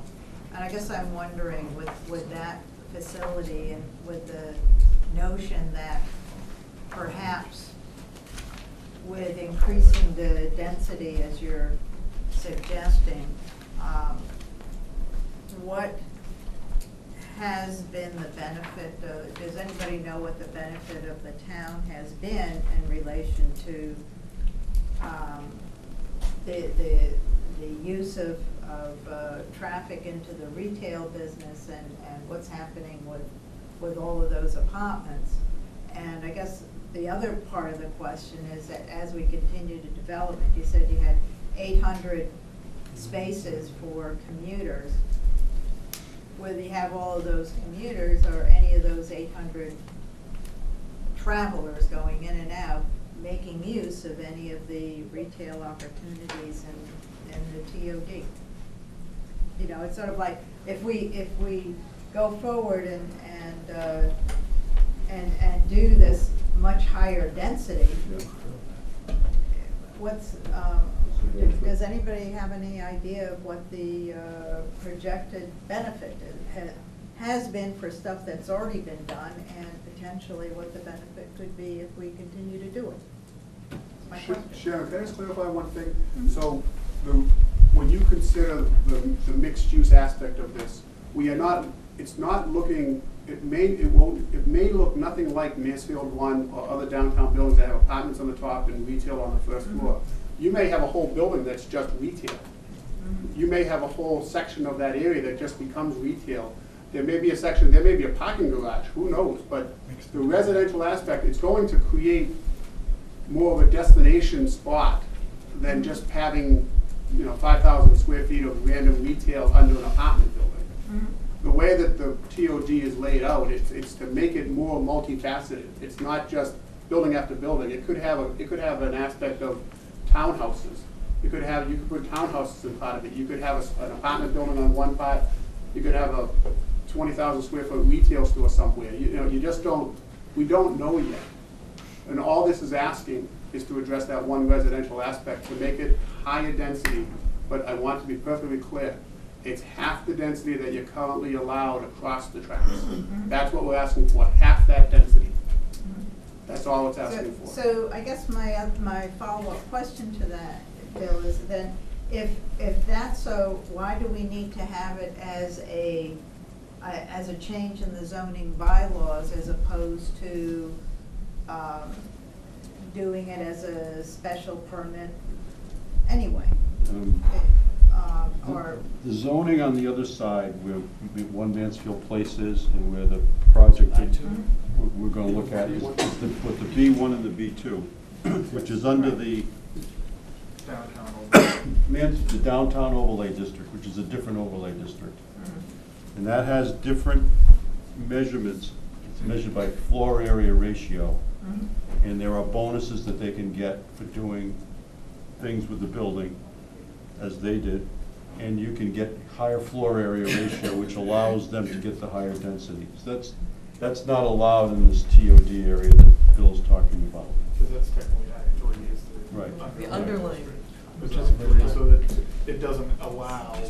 They, right, they can't use the overlay district that Mansfield, one Mansfield. So you could use the underlying zone that exists today, you could use the I-3 zone, which I believe has an FAR of 0.5. Right. Which would give you, 32,000, 343, 24, whatever, 24,000 square feet. Very low You might be able to do, well, it's actually higher than what's in the TOD today. It's like 15 to 20 units per acre. So the underlying district today, you could build something and have basically about the same density that's allowed in TOD. So the actual benefit of using the TOD for the residential density aspect doesn't I'm gain you sorry, much. you're saying the underlying I-3 allows residential uses by right? I think it's multi-useful. It's an industrial. I believe all the industrial. Yeah, By right. the I districts were set up based on industrial buildings. For where you have lumberyards. pretty I much, think yeah. I thought there was a multi-use, is there not multi-use? I think, I don't have my book in front of me. No, the TOD does allow residential there, but it's the underlying zone. Is it an S? What is it, I-3 over there? I-3. So single family, two family by right, accessory apartment, multiple residents by right. Multiple And allows residents for a out house Oh, by okay. right. So it has a density of 0.5 over there, which gives us 22,000 square feet, which is 20 pounds. You could do a cluster subdivision with special permit. Yeah, I agree with me 4 years ago. But anyway, So neither I here guess- nor there, so we're just trying to increase that density to get it to a respectable number. And I don't know, this is gonna be, when TOD occurs, it's going to be a big development, whether it's one person doing it, two people, or the town, but it has to come in front of this board under a special permit that's gonna get a lot of, it's gonna have traffic plans, it's going to have input from the MBTA, it's gonna have input from everybody. This is just that one small aspect to make it more reasonable. Thank you. Well, I mean, I would echo what Mike said. I mean, any development that goes in there, we have to be sensitive to the neighborhood that's there now, and then when that second access goes in, it's an unknown, so we don't know how it truly is gonna affect the traffic pattern, so we have to study that. And, yeah.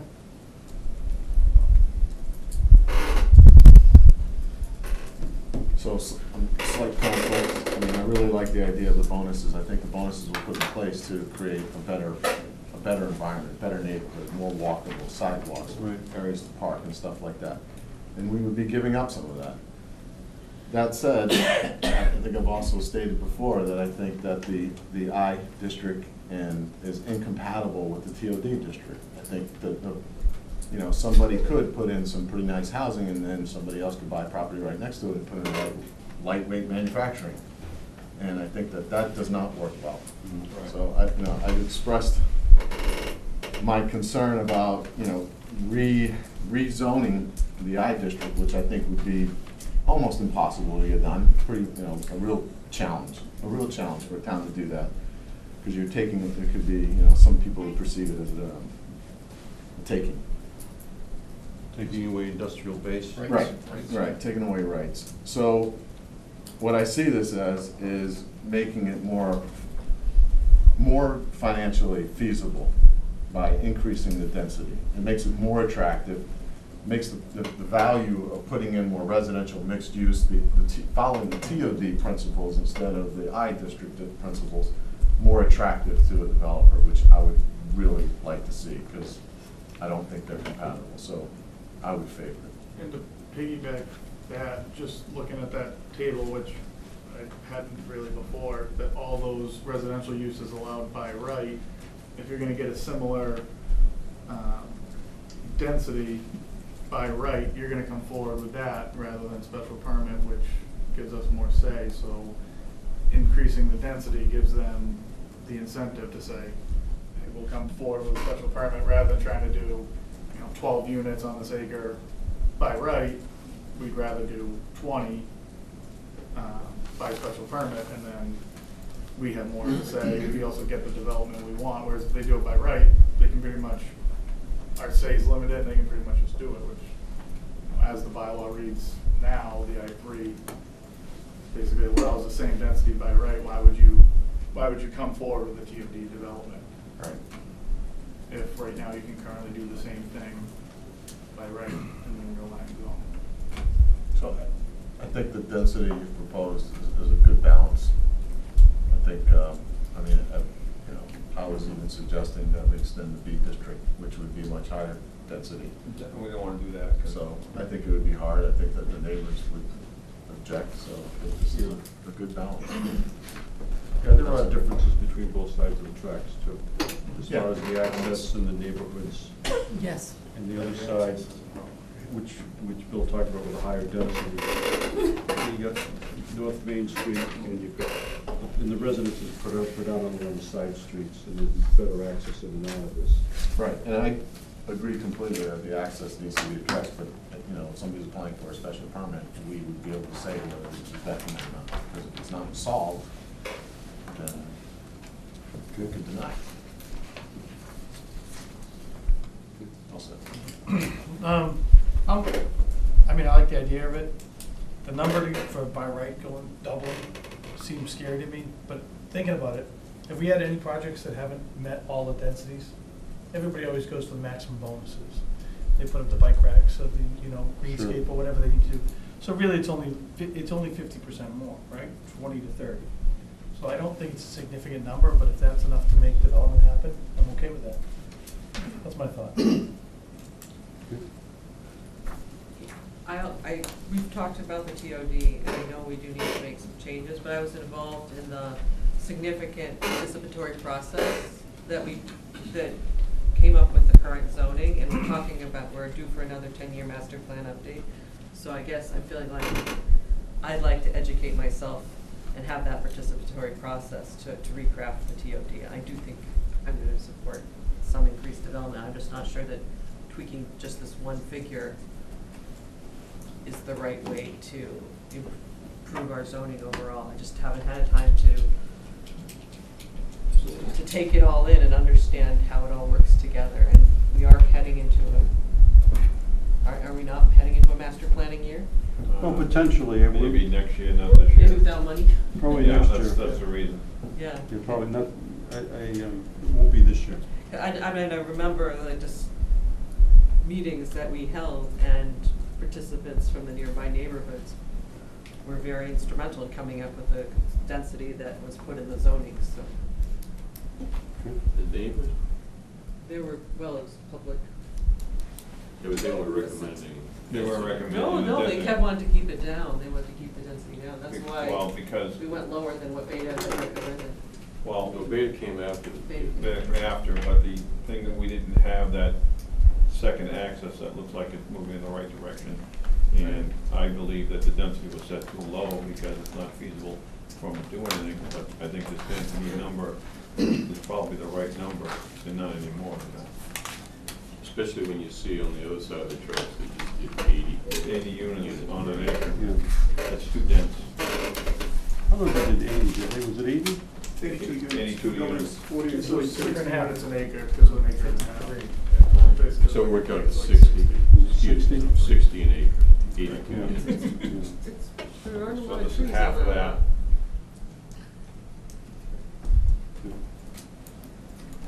that. Bill, I seem to remember that during the TOD hearings, you made a very similar argument, and the number that stuck in my mind was something like 29 units per acre. My memory serves that Mr. French asked me on various occasions what I thought the number should be. And I said I thought it should be between 20 and 40, depending on which developer you asked and how much residential the town would like to see. So I think 20, yeah, it was around the 30 to 35 number. So when I saw the Beta number come out, I was like, that's a reasonable number. It's not the number that a developer's gonna want, I'll tell you that. They're gonna want 50 units per acre, just like across the tracks. But I think this is a fair compromise.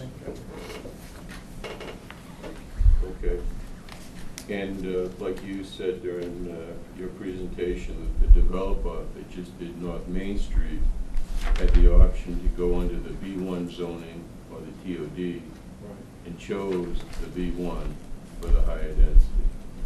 And that's what we were just talking about, getting 60, is that the number, 60 units per acre works out? 82 to, what, an acre and a half, is that what you said it was?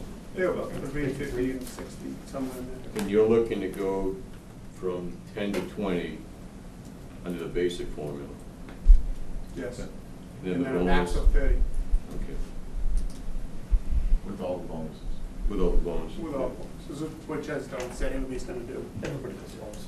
And I'm not so sure you answered the gal's question about parking. If this got approved and you folks redeveloped the old Clemmy tank property, would there be a net loss in public parking? I can't, well, public parking, I can't answer that because I can't say whether or not, if you were to do one particular parcel, if we were to fully develop the parcel that we own, we would probably still accommodate some level of parking, of commuter parking. We may not have the 200 units that we have, it may only be 100 units, but you can't develop that area without still providing some level of parking. So we'd have to work with the town to make sure that that number worked, and that'd be probably part of the special permit process. And you can't from a financial standpoint, or from what standpoint can you not? Can you not what? You just said you can't develop it without continuing Well, I to think provide- you'd want to provide, because it's a TOD development, so ideally you want to keep that aspect of it where you don't want to shut out the commuters. Well, you don't, but there's nothing regulatory that would. TOD that commuters? would- No. You're not required to You're not provide required. training. Not required. You can put up a warehouse tomorrow. Right. Under the I-3 zone, I could put up a warehouse, I could put up an apartment building tomorrow if I want. I could put up an apartment building with 23,000 square feet per acre. But the public parking is up to the selectmen, and that has nothing to do with any private piece of property and how it gets developed. Well, he is, it there's does. quite a bit of Wanna commuter work with them. parking. Richard, the only thing I would say is that we do have, we get a license from the Board of Selectmen to park cars there. So they have a control over, if we all of a sudden wanted to say we wanted to have 200 parking spaces, they may have a concern. So every year we have to renew that license, and they have input on how many cars we park. But they set a maximum, they can require you to provide parking to the public for a fee in the future, No, because it's a parking lot, that's not. But I just have to think that the landowner, there's more value in a building on that land than there is parking spaces, open air parking. I would believe so. Yeah, okay. And has the current low density held back the redevelopment of the former Clemmy Tank property? Or all the properties? Well, it has in that when we go to talk to people about doing a development and, obviously, let's put aside the second access, they really don't have a lot of interest because of the density. Because you can't, again, it's economics. It can't pay for itself if it doesn't have enough of an aspect of residential to carry the load, because the residential is gonna be paying at a lower rate per square foot than the rentals. So they don't even really wanna talk about it. They look at the number and I ask them, what do you guys want, what do you guys think the density should be? They're like, I don't know, 50, 60 units per acre. I'm like, it's at 20 maximum. And they're like, okay, see you later. So to me, yeah, it's definitely impacting the ability to get somebody to sit down, and have the discussion about what could be done. Because the number of units equates to either apartments that are rented or condominiums that are sold. And that's how you bring in revenue. Right. That's the bottom line. Right. And you have And to the do map, that- and the map just doesn't work now. No. Okay. And thank it you. does have an aspect of it where it could have, and I think we've seen in the discussions where, where the land that is closest to the neighbors on House Street and River Street, those houses, it may be such that the TOD is gonna want townhouses there. Just like, two-unit townhouse or four-unit townhouse to kind of ease its way into the higher density, kind of lower density on the outskirts and the high density close to the track, something like that. But it definitely impacts it. It's my understanding that the TOD was created to accommodate the commuters. Yes. Well, not Commuters that live here, not the commuters that People drive who in. want to live near the train. Yeah, Commuters that any drive other in. commutes. Right. It's to provide Mansfield. housing and retail along the rail system so that people can live, work, and commute Play, live, work, in one play. place. In what? Okay, thank you. McClanahan, any thoughts? No, I'm all set right now. I think the density should be increased on, like I listed before. Yes. A follow-up question. I guess I'm still trying to understand the relationship between the mixed-use component and the retail, and that in relation to the number of commuter spots that is now offered in that area. And if I heard the number 800. If this parcel gets developed, what happens to those 800 spots for commuters? And I mean, maybe this question's off base, but I'm just trying to get a sense, and perhaps I might be aligning with Beth a little bit, that maybe we need to have some additional study with all of this and with the master plan coming up to really look into this a little bit more carefully, because I think it's going to take another 1, 2, or 3 years for that access road to be done anyway. So we might have some time to do this, but I'm still trying to understand what happens to the 800 commuters that now use Mansfield as this development takes place. Do they have a place to go? Well, Do they it's have not a gonna place to lose park? all of them. I mean, as we say, he said, in that area, there is MBTA lots, town lots. Town lots. Which is up to the And town. other to deal with private, those. other private lots as well. And they have lots, and then there's the piece that's the old Cleveland Twist by the Jeep dealer where they're storing Jeeps now and parking. So the private landowners would lose, if they chose to develop with TOD, they would lose some of the private lots. Now that's probably what, a couple hundred spaces total? 354. Total spaces. You Now, don't need TOD to develop that, you could develop it under any of the. that's correct. Under the underlying Right, district, they right. could do that if the numbers work for them. Right. Now, at some point, the town's going to have to deal with the issue of potentially a parking garage. I know, did we put money in, did Mr. Ross have money? He put in tried for- to, but we do put a a kibosh on that. Parking garage study. Yeah.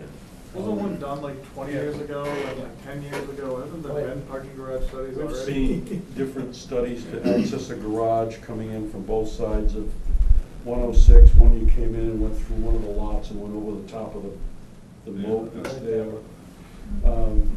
So it would affect the private lots, 350 spaces, and you'd probably lose some of those. But the town's gonna have to address this thing. It's gonna, we've said all along, what happens over there in a lot of ways has to be a town developer partnership. Because we gotta get the back way in there, and then we're gonna have to deal with the parking. And it's gotta be done. And there's as a some whole. backland the town owns there Right. too. We've said that all along, there's things that have to be done out there that they can't do. The town has to do some of these things. I really do like the idea of building more units that are within walking distance of the train station.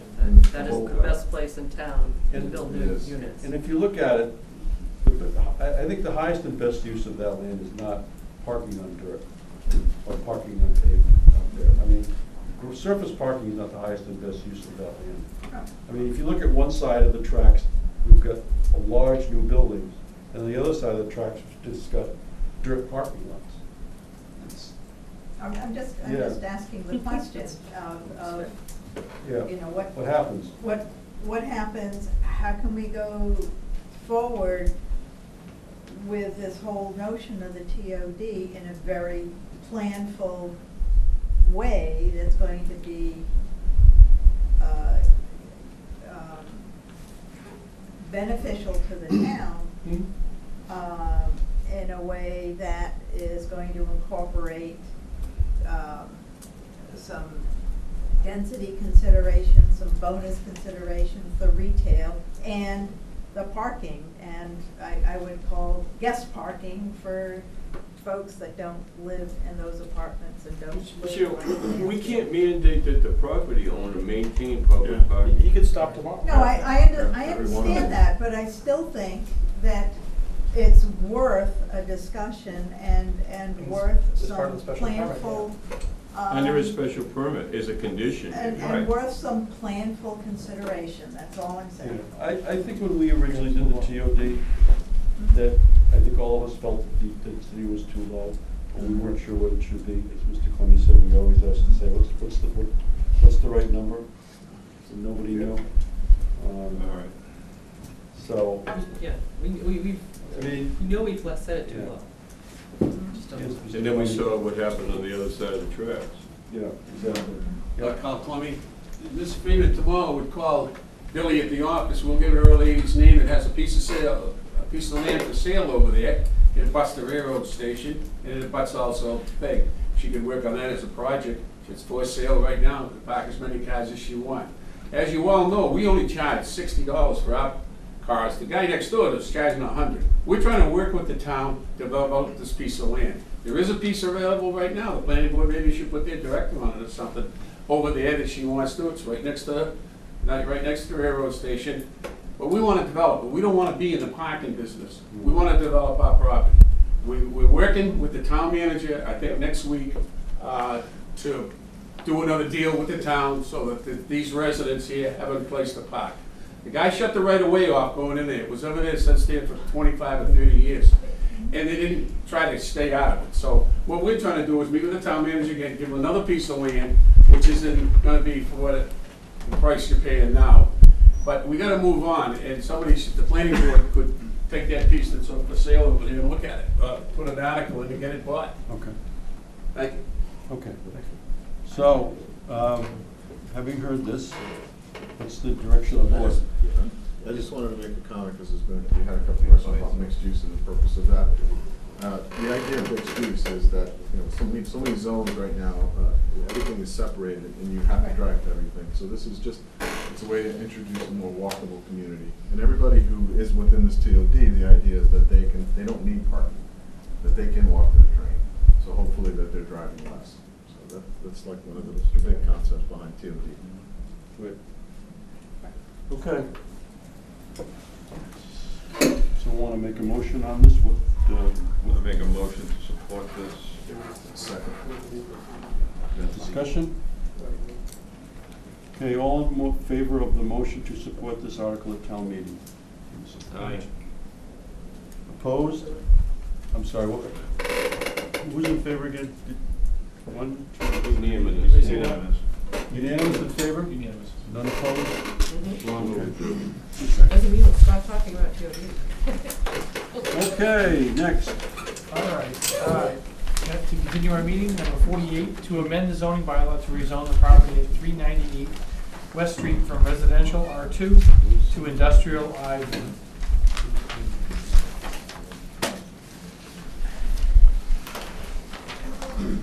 Do we have to share? What's the budget? You can have a budget to. Have we seen this over before? No. It's new. It's an addendum article, basically. It's an addendum article. Supplemental? Excuse me? Oh, this is the back one. I only have this one. Oh. You know, right, that's an easy one. Map. That's what you really care about? I don't need the map. Oh, I see. So- You want to change this to, okay, I get you now. All right, so this parcel of land, I just pulled that up for 1 second. So anybody that's here, so this is that, it's a small residential lot that is next to the 6 acres that we rezoned 3 years ago thereabouts from R2 to I1. This little parcel was not included in that original article. It's abutting that same parcel that was, we went to the neighbors, we had meetings, and we discussed about if we had put in the over 55, that it would have been a 30-foot buffer. With industrial retail, it's a 75-foot buffer. So that's essentially, it's a little house parcel next to the big field to the right of the White House that is there. So the only thing here was just to add that little small parcel into the larger 6-acre parcel that was already changed 2 years ago. And again, to the point of the house, that's a house lot today. So if we wanted to, if we wanted to, we could come in, go to zoning, go and get a house permit and put a house there. The house would be, the zoning allows 15 feet to the house, to the lot line. So there'd be a house right there. It impacts basically 2 lots on South Walnut Street. And so if you stay in a house lot, you could have a house that uses a 15-foot setback. The idea is to encompass it into the overall I2, I1 development back there. If we can get the right kind of a tenant, we've had some discussions with several different kinds of tenants. A couple of them actually have been family recreation oriented. I'll just leave it as that. Family recreation entertainment oriented. That's all I can say. You can figure out what it might be, look at the use thing. So, the idea though is because we have the driveway going into Shaw's, you want to have the availability to move the driveway so much further down the way. And if we didn't have that, you'd be cutting into the large parcel with 75 feet, which would make it difficult to put two driveways in to get to that parcel behind Shaw's. So this allows us to kind of push the driveway over towards that lot or towards South Walnut. So you come in the same entrance, but just run along West Street? Is that what you're saying? No, basically, if you look on the third page, it shows you the map. So this is the existing Shaw's entrance. Yeah. And this is the house, and this is the lot here. Yeah. So right now, this red line's way over here, so to put another driveway in here, it would be too close. It might be too close to the Shaw's entrance. I'm confused. Yep. No problem at all. That's So what I'm here you're for. talking about putting So in- this 75-foot buffer here, in the I-1 buffer, if this lot stays R2, that comes way So over this, here. is there a house on? This is the lot. Is there a house lot on there? That is the lot that is in question. But it doesn't have a house on it? It's vacant. Vacant lot. It's Okay, so this vacant is land. the only. This is the white house that has a fence behind it and has the big field behind it. So if you develop this for something, you're just talking about putting in a driveway. Its own driveway, and the question is how much space do you have along West Street? Because this 75-foot buffer now extends way into this lot. Versus having the driveway come off here, right? Well, that could be a possibility, but it's not in looking at the options, it's not the best option. Not the best option. And to be honest, it was kind of, we wish we had just put this parcel in with the original request, but we didn't. I got it. That's a good question. I'm not sure why we didn't. I'm not sure why we didn't. At the time, we went back and forth, we said maybe we should, maybe we shouldn't, and now because the rest of it's I-1. So it's really, we weren't sure back then if it made sense to make that one, but now looking into actually putting in entrances and driveways and where the building might be, it makes more sense to have that extra 75 feet of buffer. The lot's not gonna get developed as a house lot, it's where it is, it's a small lot, it's gonna be abutting that. So, and again, it has little value as residential as it's going to abut retail at some point. And it's right there, it's on the busy part of West Street, like all the other houses on West Street. The house would be 15 feet. The lot has no structure on it today, it's vacant land. So all we're trying to do is maybe just correct the oversight of not including it when we changed the larger parcels around 2 or 3 years ago. So that's all we're trying to do here, just add that little residential, that one lot that we own, it's owned by our company, and putting it with the other 2 lots that are already rezoned. That's it. Any correspondence? Nothing. Public comment? Yes. Yeah, I'm gonna make sure. Is that Mrs. Jones back there? Are you talking about Whittier's house? No. No. Can I have your name and address for the record, Mrs. Jones? I'm sorry, it's less than 67. Oh, you're gonna be in trouble for that. This is if y'all at Andrew's house, yeah, give me, borrow one of those. I gave him the other map. Here you go. So, Yeah, I saw that. You leave Shaw's. this is where my nephew Andrew lives. This is where his chicken coop was in the back. Right. That's where the chicken coop was. Right. So that's that lot. Right. There's no chicken coop. Everything's local. Frontage? That's already, what's that? You're not doing Whittier's, that's already I-1? Yeah, that's already I-1. Whittier's, that's what they used to do. I-1. Right, that's already I-1. We changed that 3 years ago. We had the meeting at the So library. you're talking about this little piece that? It's just gonna do that little piece. That house lot. That one house lot, it's a house lot that's part of Quirk. We own it, and it's just we didn't put it with the other request. So that's up to the house on South Walnut? It abuts the house on the corner of South Walnut, which will now give them a 75-foot buffer. No, I just wanted to make sure Yeah, that no we're problem. talking about across the street. Okay. That's next. comments? What do you think? What do you think? I have no problem with it. I mean, the rest of it's I-1. I was hoping to take down the Whittiers and all that junk that's there, but I guess it's not. I mean, I thought that whole thing, Public comment. I didn't realize it was already Public comment. I-1, you know? Chickens. Right, no, chickens, yeah. He does, he's got chickens. Anyone else? He gets eggs over there. Okay. Chickens, I-1. Comments from the board? Anybody have any comments? Yeah? Bill, help my memory. In 2014, we went along with you because, weren't you talking about apartments or something? Well, what On it, that parcel? yeah, what had happened was. Whatever happened to them? No, what happened was, as, it was an R2, yeah, in hindsight, as in the R2, it was R2, which would have allowed us to build over 55. Yeah. Not apartments, but over 55. So an over 55 complex would have had a setback of 30 feet. So you would have had a setback of 30 feet to that neighborhood with whatever you built. Yeah. By changing it to I-1 and now making it retail, where it's opened, 8 to 8 no or more whatever. apartments. No more apartments, it's industrial, but it's gonna be retail at some point. And you need this And that gives you a driveway, 75-foot buffer. you need this driveway to do what? It's going to make it easier to set up the entrance and parking on that area, because if you don't, because this lot is residential, the setback moves all the way over here on that parcel, so now it's kind of impacting how you. Why can't you use the existing driveway that goes around the back of Shaw's? We could. This isn't precluding us from doing that. It's just giving us the easier Second. option to do a second access, because that may then cause too much of a traffic impact at that one entrance coming and going. Okay, You don't want to so- have too high of traffic in one entrance if now all of a sudden you're serving, 50,000 Okay. more square feet. The second means of Or if access you from wanted, West Street. right. Or if you wanted to put a restaurant there, you don't want to have it impacting the other traffic.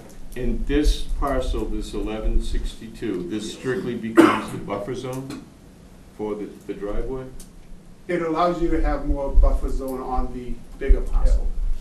Otherwise, the buffer I zone got would be it. 75 feet on the other side of it, yeah. Right. And push the driveway near the house. So push the driveway to it near the house, but not anything else. But with this proposed driveway, hypothetical driveway, would the house still be there, or is this? There's no house there. The house is there, okay. There's never been a house there. No, there is. Oh, that house will be gone. That's gone. That house That's will the be one you're gone. talking about, the driveway being too close to. No, what I'm saying is the driveway would be too close to this entrance here. This house, if this gets developed, this house goes away. Oh, that's what I figured. Yeah, no, this I is, knew that. this is a residential house in an I-1 zone. That's not gonna stay. Okay. Got it. Thank you. That's not gonna stay. Okay. All right. Make a dog's recommendation to allow. So you're making a motion to support this at town meeting? Yes. Do we have a second? We need a second. Somebody want to second that? Or no? Second. Okay, so Mr. McClanahan has made a motion to support this at town meeting. Any more discussion on this? All in favor? Aye. Aye. Opposed? 2 opposed. Okay. Is that right? 2 opposed? Everyone else is in Can I see favor? the show of hands again? I missed it. I'm sorry. See my hand? 7-2. 7-2. 7-2. Moving on. You got 3 for 3.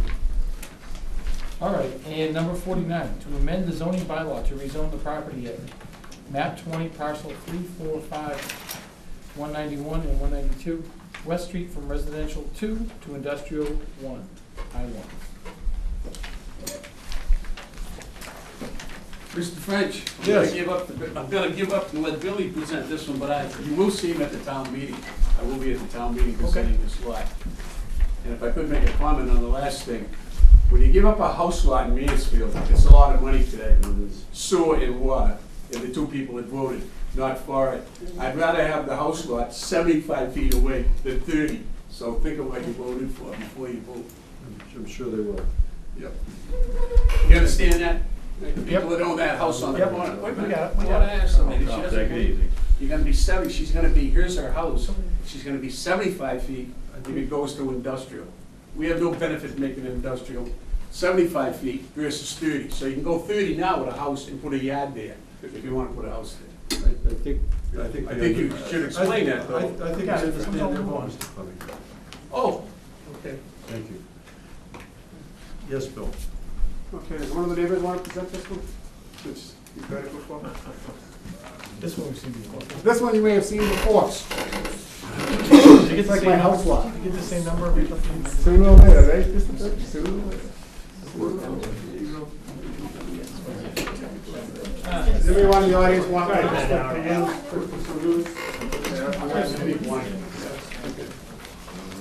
So. Anything else from the board?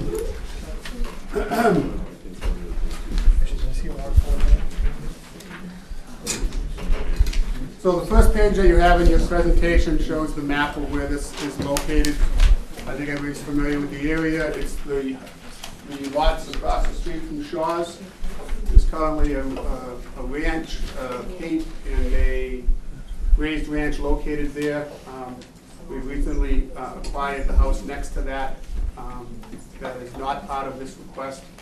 So that particular house, we are the immediate abutter, and we support the article. So this is the 5 lots that are on the corner of West Street and Route 140. I think it's time, we've come a few times and it hasn't really changed. Our position is clear. We think that this lot is going to be best serve the town as an I-1 with retail on it. And we're not talking a 5-story building or anything like that. It's 15,000 square foot building. So it's what the size of, it's smaller than the Staples store itself. It's a Walgreens, it's a CVS. There's no industrial use that we are going to put on this property other than retail. I will say that every time that somebody asks. There's nothing else. You can list every industrial use you want. There's only one thing that's going on this corner, it's retail. I think 4 years ago, this board actually supported this article, or was very close to it. It was 4-3 or 3-4, I can't remember the exact count. The building inspector at the time endorsed it. We had a lot of endorsements from other businesses within town, because it just makes sense from a development and a growth of the town. And I think it is the highest and best use of the land to let this go and be retail.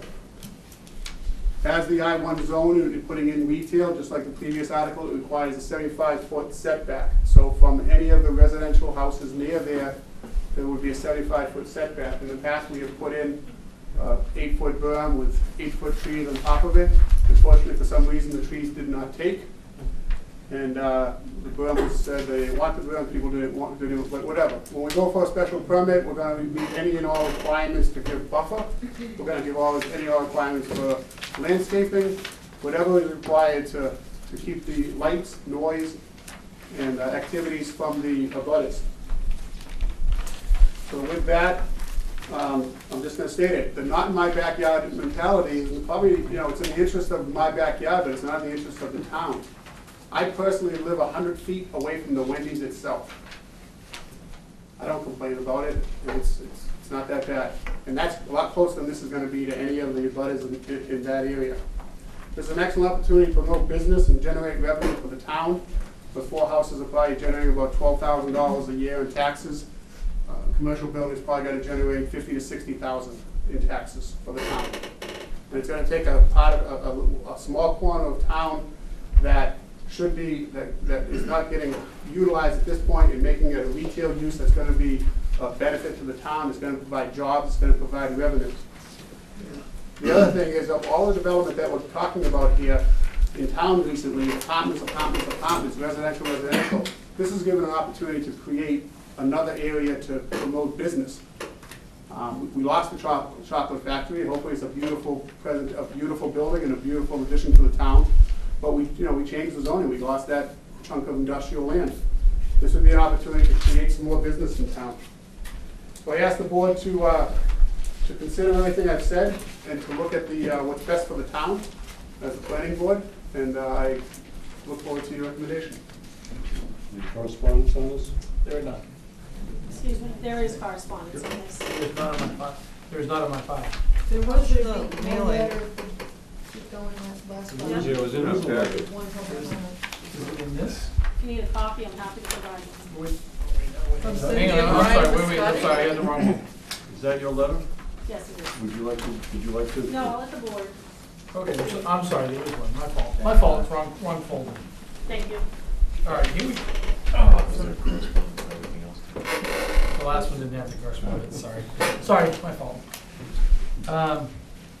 Ron, dear Mr. Burke, we are writing to you, the planning board, to express our concern over the proposed citizen petition article for the upcoming 2018 town meeting by Mr. William Clemmy regarding rezoning of land parcels on West Street.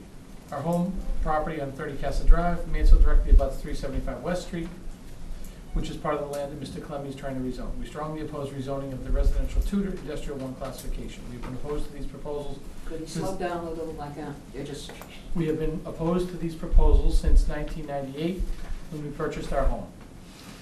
We never would have purchased our house 20 years ago if the land abutting ours was not zoned residential. If the land is rezoned to industrial, anything could be built there in the industrial 1 classification, and the abutting homes on Casa Drive, including ours, would be left unprotected. Any promises made to neighborhood residents or to the town regarding what they say they will do with the land once it's rezoned are legally unenforceable.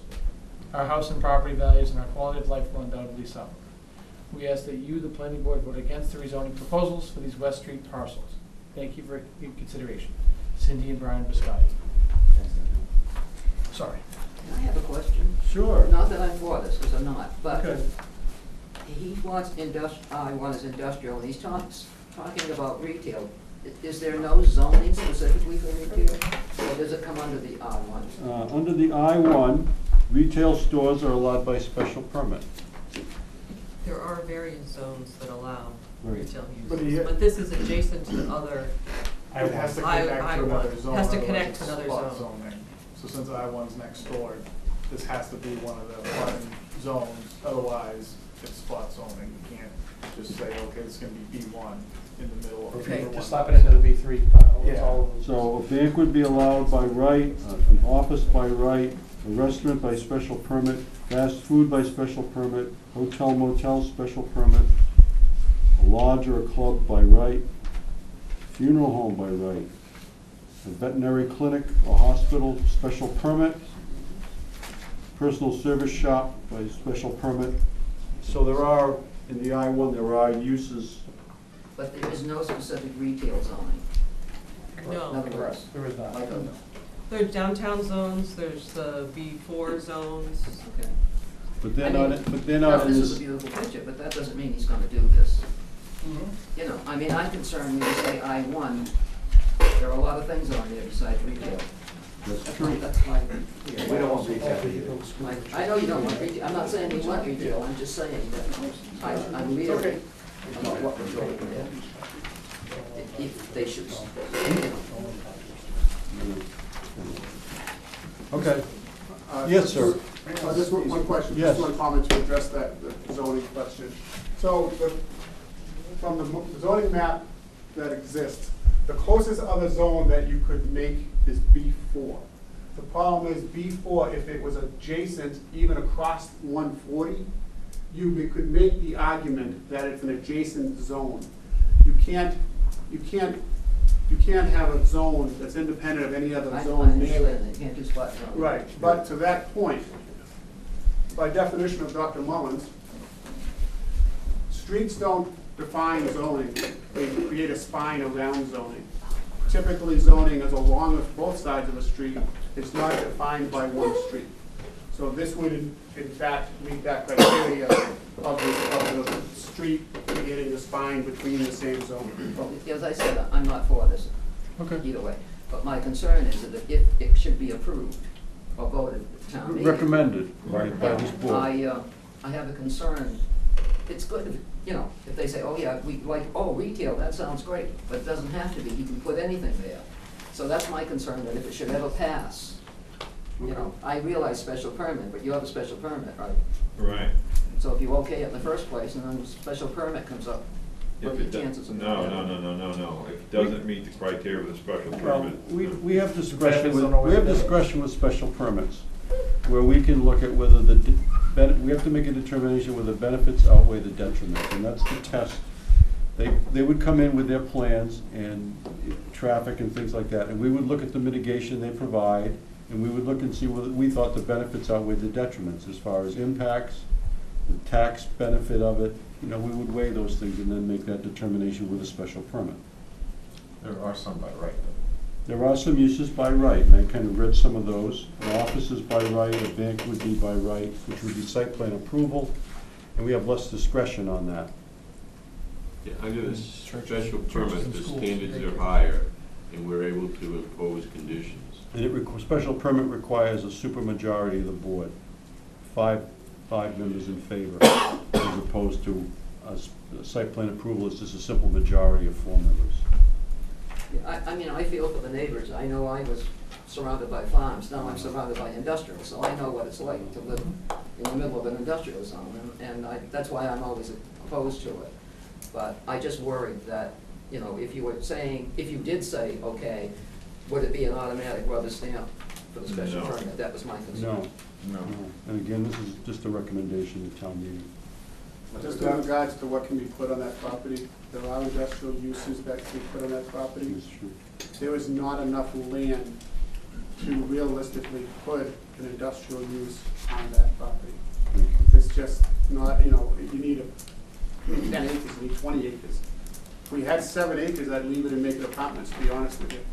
Right. But make it over 55. But. You don't have one? Correct. Do you have an intended use? We, You just said. for that particular part, we've had every pharmacy call us. There you go. Every pharmacy has called us and asked if they'd love to move there. Move there tomorrow. Walgreens, I think Walgreens tried to go downtown. We've had a conversation with every existing pharmacy. Walgreens took over Rite Aid. Right. Right. Try to get into CVS and Rite Aid to see how that works. That's our customer. So. Yes, name and address. Yes, my question, Name and address Brian Nelson, because you asked me my name. and your address. Oh, North Main Street. Okay. All right. I can't visualize this piece of land. Is there anything on it now? Is it Casa Drive in South Walnut? No, it's West Street. It's across West Street from Merritt Center. The entrance to Shaw. So this is I hear all kinds of This responses. is the parcel map. Yeah. This is the entrance to Shaw's. Yep. It's the ranch, the ground house, and the purple Ground house. houses, I thought so. The horses used to be there. There's Right. 3 houses there. Tractor trailer. There's a house under that, that's gone, that was the horse, and there's a house here on the house. Okay, but who's your business is in the back? Moved.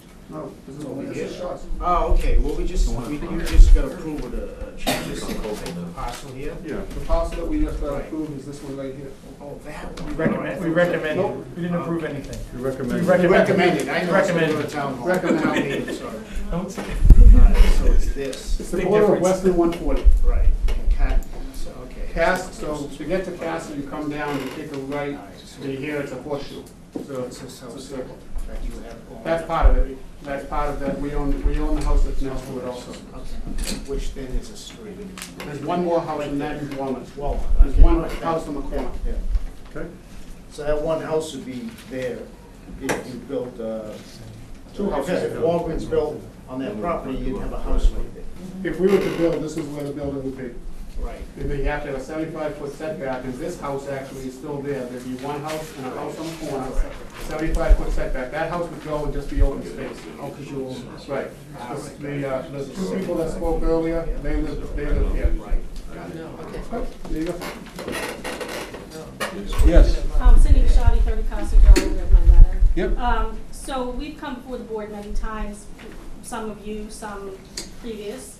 My fear is that if, we get it at this side this year, maybe the other side next year, that Casa Drive, Walnut Street area is intact by 106, 140 West Street.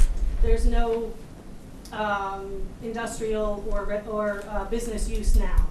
So that tract is intact. The Casa Drive neighborhood has been there for over 40 years. Walnut Street, I believe, has been there for over 70 years. So it's not like we're asking for anything. We're asking for it to remain neighborhoods. If that gets rezoned industrial, for whatever use, that makes my property value suffer. It affects his property value, her property value, their property value, et cetera, et cetera. And so then, who's gonna buy our house? A developer. Excuse me, I'm talking. No, don't talk to us. So, you know, that's my fear. And if this sets a precedent, then the other side will follow. Well, one thing I'd like to point out too is to stop the Maybe name lights it- and the can I noise. be name and address, I'm please? Brian Bouchard at the 30 Castle Drive. The lights and the noise from the Stop and Shop, it's all the time. It's right, it is right in our backyard. Shops, I'm sorry, shops. But it is, I don't think it's that much to ask to maintain this, and I put you guys, get my shoes, right behind this property. If you take a view out in my backyard, at night in the daytime, you'll hear the traffic, the noise, and now you're gonna put it within 50 feet or whatever the buffer's gonna be. But again, as a lawyer, they can build whatever they want there, and we can't take that chance. And I wouldn't want retail in there either. I don't want a hamburger. What I did was I drove from 140 to the down West Street to the 495 overpass, and I counted 6 properties for lease. I'm guessing they're industrial. So there are vacant areas, industrial, so why would the town need to rezone when we have some available for development? That's my other question. All right, answer the questions, Mr. French. I have one other point after that, Mr. French, please. Well, I mean, they own the property, it's No, their. I understand that. I know that. We understand that. The other thing is that, you know, you mentioned Dr. Mullins along with the master plan and a strategic plan. None of those have ever supported the zone creep or the spot zoning of that parcel. Okay. You know, none of it has, so you can't support that. And this So has I- been soundly voted down for the I would last ask 20 that the town, years, the so. last time it was here in 2015, we were before the board, you voted to support the neighborhood, and I would ask that you do that again this year, please. Okay, Thank you. Mr. French? Yes. In regard, I just want to make a point of information. In regards to anybody's property value, it is completely conjecture as to what it would be worth, no matter what was built on that property. You cannot, nobody can state for sure if the property value would go up or down. I'm not going to tell you it's going to go one way or the other, but you cannot state by fact that the property value would go down. I think the board recognizes that the lady's expressing her opinion on her property. Thank you. Yes, Mr. Clement. Mr. French, Carl Clement. First of all, let you all get one thing straight. In the middle of this piece of property is a sewer line that goes through out to West Street. It takes all the houses in Castle Drive. We can only build so far away from that sewer line. We have one that Billy suggested we go on the left side. We have somebody on the other side, and I'll divulge a little bit of who it is today. It's a kindergarten. We don't need their permission or your permission to build a kindergarten there. We're very close to signing them up now, and it would be a drugstore on the other side. To say that the value, I'm born and raised in the town of Mansfield, to say that that value would affect their house, if anything, it's going to increase the value of their home. The sewer line is in the middle. We can't put any industry in there. You got to be 75 feet from it. So look at the plan before they start saying about what it's worth. We put a wall up there and spent $80,000. This young lady and her husband, the attorney, said so we took that section of it down so they could look out straight and get the noise. As far as Shaw's and the rest of it, and they're making the complaint, they have no complaint with that play. It paid last year $590,000 in taxes, and it gave 212 jobs. So I think the town should take a serious look at our proposition and not one person that they own one house. Thank you, Mr. French. Thank you, Mr. Clement. You got any questions? I don't. Nope. Anything I said isn't true, is the truth. So think about what I said, and we'll see you at town meeting. Name and address, please. I'm Janice Coffin, and I live at 14 Castle Drive. Okay. And Mr. Clement, I take offense to the fact that you can say that my property value, no, it may not go down, but there's no guarantee it's going to go up either. So I take offense to that. And I think I have a right and as Mrs. Biscotti, and Mr. Biscotti, and anybody here. Yeah, I do too. I live in that neighborhood. Yeah. You don't. We are asking the board to please consider. I've owned that working Brian's with man us. since 1973. I All don't right. want to start your problem. All right. If you want to sell a house, call us up. All I right, won't sell to you. all right, I got it. Hey, That's a hey, let's joke. go. I got it, I got it. I understand, the board understands. Thank you. The board understands. Yes, sir. Wayne Lampron, 27 Casa Drive. I've been in that neighborhood for 21 years. I bought my house knowing what the zones were. And knowing that they want to creep into our neighborhood by changing the zone, no matter what it is, R1, I1, it's encroachment into our neighborhood. It's a great neighborhood. By creeping into it, by changing the zoning, is gonna ruin that neighborhood. Okay, thank you. And I would ask that you guys consider to support the neighborhood and not changing the zoning. All right, make a recommendation that, yep, okay. Yes, sir. Mike Healy, 18 Castle Drive. I don't really consider it just a neighborhood issue, to be honest with you. This has been brought up at town meeting, I believe, 3 other times. And it's been voted down by the town 3 other times. So I think our town has represented that. They didn't want this area to change. It keeps coming back up, we keep coming to you guys, you keep bringing it to the town continues to vote it down. So I hope you understand now, the town folk have voted against it 3 times that I'm aware of. This would be the 4th if it goes to the town meeting again today, tomorrow, or next week, rather. Thank you. Anyone else? Yes, sir. Kevin Burke, 90 Walnut Street. My concern would be the increased traffic on Walnut Street. Walnut Street is a very narrow street. Way too many cars go down it, way too fast. I can't park my car in front of my house if I want to because it causes a traffic obstruction. So my big concern would be the increased traffic and just overall safety of residents on the street. Thank you. But the increased traffic comes because they cut. Yeah, because they cut down. I know. 106 to You to cut west. through 106 because of that light. All the lights and they just Yeah, come. yeah, exactly. Yeah. Thoughts from the board? We'll start at this side first. Anything? You know, I've probably seen this come in front of this planning board At least 4 times. 4 times, 5 times maybe, and over the years. I feel for the people in the back, but I look at it as a overall, that piece of land is an eyesore.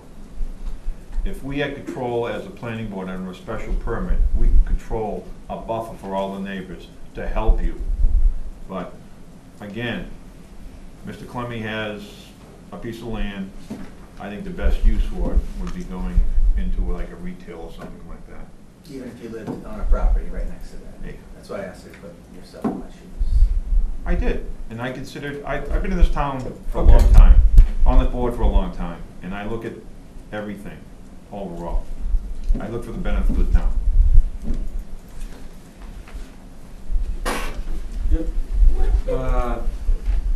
Yeah, when I saw this coming before us, I kind of shook my head and thought back to you folks come in every time, and every time we hear how it's encroaching into your residential area. Although I do think maybe some retail uses wouldn't be so disruptive, especially something like that upscale daycare center we just approved, where they're only open during normal business hours and they're closed at night. But then I hear you talk about Shaw's and the noise that emanates from that, and I'm sympathetic to what I'm hearing from you folks. And then I thought, well, gee, we just lost industrial land with the chocolate factory. It went from industrial to residential, and I thought, well, gee, maybe this is a way to compensate for that. But after hearing, you folks, and I put myself in your shoes, I couldn't support this change. Thank you. Thank you. Beth? No comments. Okay. I got a question. Could you do a developer agreement like we did with the chocolate factory? To say you'd only do one of these 2 or 3 types? Of course we'll do that. No, but I'm That's a saying plus. is, if I don't- you remember, when the chocolate factory came in, they needed to change from town meeting. And they had made a development agreement, that this is what they're gonna do with the land, Prior He to. committed. prior to development. He committed. I'm just trying to get to a point where we could, I know you don't want to develop, and I No, know if he we wants to could come develop, to- but I'm trying to find something in the We'll be middle. very open to that, Tom. You know what I mean, like, if We you can could say do that that. we're only gonna, could only develop it in these 2 or 3 things. Because that's what we're gonna develop it as anyway, so it doesn't, if you wanna. No, make it I'm just saying this, but like, by putting all the cards on the table, can we reach some sort of agreement? We would do that. But we would do that, but the problem is we can't do that until we can't pursue somebody until we know it's gonna happen. So it's kind of a chicken and egg thing. You Well, can't tell but- somebody but you're it gonna was- put a it was- retail at this But it was the same location. thing, it was the same thing with the chocolate factory. They needed a change to the bylaws, so they could do what they were gonna do. And we did a development Yeah, agreement but you before that changed point, it, I think. before town meeting, that we presented at town meeting and said, they're gonna do this and build 130 apartments and We this would, and that. we would be willing to sit down I'm with just the saying. town manager and have that discussion. Well, the neighbors would have to be involved. Well, the town would Yeah, there'd be represent, some- the town would be the intermediary. You would be in agreement with the town. Yes. It wouldn't, I mean, you want the neighbors to want to be interested in it, Yeah. but I'm just saying this. No, we Because definitely would do the, that. the fear I hear is that you could build anything in I-1. We don't want anything in I-1. Okay. No, we You can know, do I'm that. just the thought I have, Yeah. and that's, something, Thank you. something in the middle, Good compromise. something. I'm stuck in the middle, but I think that Don's comments, I could only have the same. There's compromise. I mean, I'm having a tough time with it as well. I mean, I feel for the neighbors. I don't think industrial is maybe the use for that area. I don't know if I can support it. Well, we don't think industrial is the use either, we believe retail is the use. But the only path to get there is through industrial one, because that's the only thing that's the only option we have. If you could make it B4, I'd make it B4, but I can't make it B4. Right. Ms. Phelps? Reed, Sharon?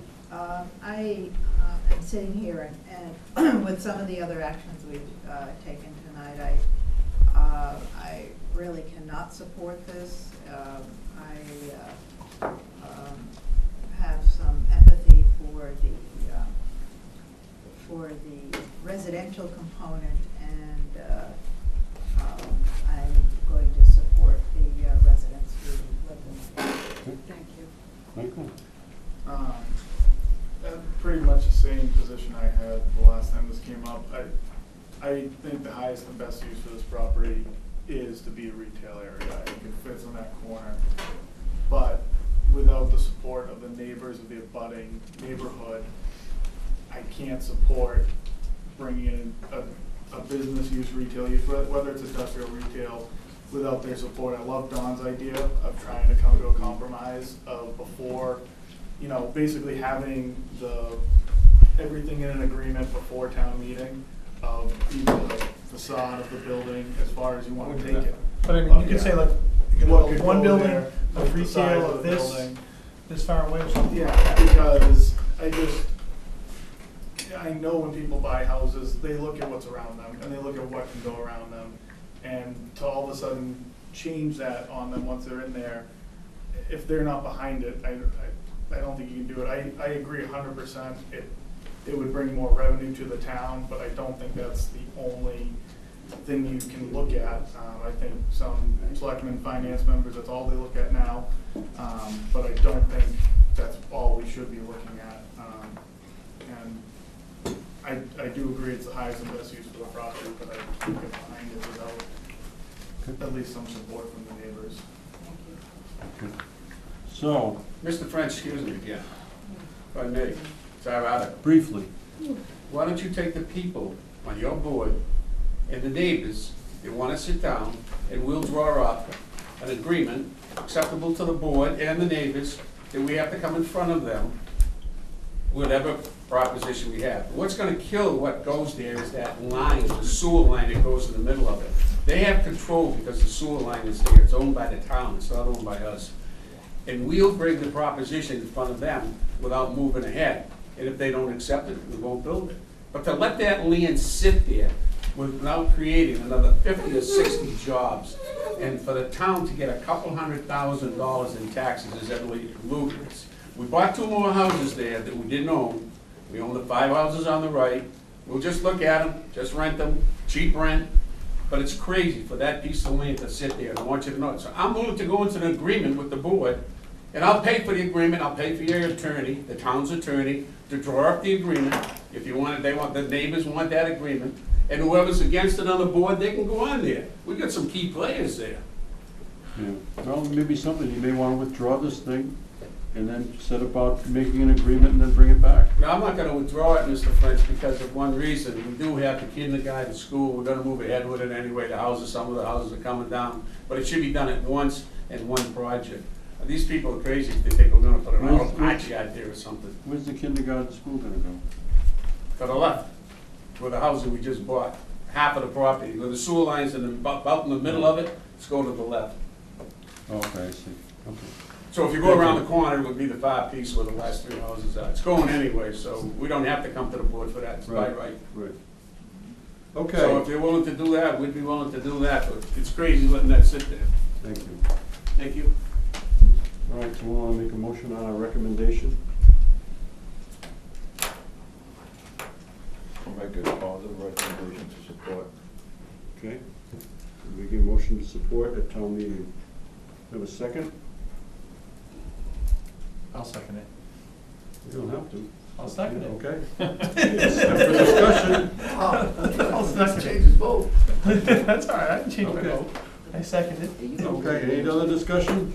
All in favor of the motion to support at town meeting? 1, 2. 2 in favor, opposed? Okay, that failed. So why don't we get a motion the other way? My suggestion. Well, it failed, so when you have to give a motion the other way, it's gonna be the opposite way. So, why don't we get a motion to not support, and that way we'll only vote that way. I was gonna say, Mike's not gonna make that motion. Yeah, it ain't gonna happen. Okay. I'll So second it. who made the motion? Motion to not support at town meeting, motion made and seconded, all in favor? 1, 2, 3, 4, 5, 6, 7, opposed? 7 to 2, thank you. Thank you all for coming. Thank you. I would just say, I appreciate your comments and thank you for coming.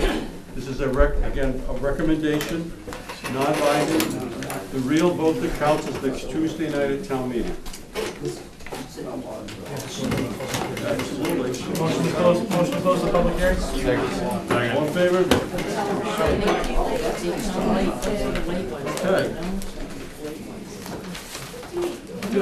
I would like to make a statement. The other one's like- Mr. Clemmy just swore at me and said some pretty bad things. And I just want to make that Let's go, hey, let's go. Hey, Please don't tell that. Okay. That's an assault. I was not gonna tell the board. Might be. Oh, you feel that way? Okay. I didn't hear anything. That's a positive suggestion. Okay. I think we're all done, right? There's a lot. You gotta get what's in there. You gotta get it back? Because I. Did you, catch up with Mr. Burke? You're not gonna get stapled. I conveyed our concern and our request that he come back, but he had no intentions of sticking around. You're not gonna get like some people do. Already. Alright, so we're coming back. Hold on, hold on. If you're gonna be mostly. So you asked Mr. Burke to come back and he declined? Yes. Really? I asked him prior, and he said no. Okay. So that being said, we'll do this on our own. We do need a couple of votes on citizen petitions. Mr.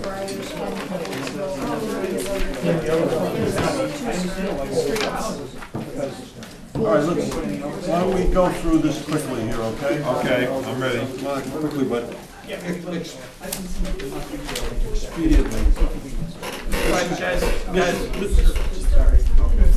You can talk. We still got stuff to Oh, do there. here. If you want to chat Whatever you wanna do. outside, that'd be great. It's all right. It's all right. Nice to see you, Lou. Okay,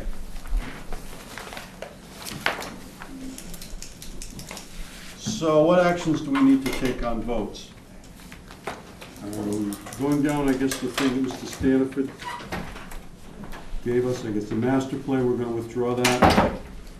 We were told today that the town manager is going to handle the withdrawal of that and the explanation that it's going to come back in the fall. Okay. Can we vote for it anyway? No. Okay. You don't got the money. It's just a recommendation. Signs, we're going to go forward. Don't work that way. Signs. Now, did you check Mrs. Yes, Davis the votes? all the board articles were voted. I have the minutes here. I asked Mrs. Davis today whether or not, we voted with, like, for example, with the marijuana cultivation and retail. Individually, yeah. We voted to put those articles at town meeting. Correct. I wasn't sure whether we voted a recommendation on those or not. I don't think we did. And we did not. I don't think we did. I believe, I thought in the minutes, I wasn't at the meeting, but in the minutes it appeared that the board did. I thought we voted to put them both Motions to on. support. Motions to support. Support. And do it pass? Can we redo the Motion votes? to- Yeah, oh, yeah. Let's redo the votes while we're all here. That way we're not. Well, I that way think, it's not ambiguous. my recollection I was. remember we did something, but My I, recollection was is that we voted to support putting the article on at town meeting. correct. The wording. The wording, that The wording. that we put the article in front of the town.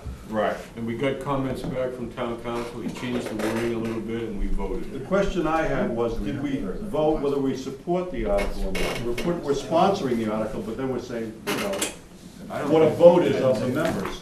I mean, we could vote to put it in front of town meeting, and then we could also say, it's our article, but, you know, the board voted 7-2 to support it. I say we just vote on them all now. Yeah. Just, All that way right. we let it revote. Want to lump them all? No. No, No. just which one? All right. So the signs we've got in front of town meeting, so I guess we would need a motion to Support. make our recommendation on the article. It's our Make a article. motion to, I'll second it.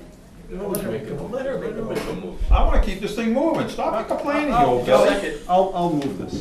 I'll move this along. All right, you're making a motion to support that, right? Support, yes. Marquis You signed. seconded it. A motion and second to support the article to town meeting. So it's our article, we'll present it, and we'll say the board voted to what the vote was. Okay, any discussion, all in favor? To support? Aye. Unanimous, okay. Okay, now, 9-0. let me ask a question. I know that I was going to move the article. Yep. Is there any specific explanation you want me to state, or are we just gonna No, I move think the you just, article? you would support the article, and you would say the board voted 9-0 to support town meeting approving the article. Yep, right. Thank you. Okay, the parking. You wanted to bring up something with parking. I did want to bring up something with parking.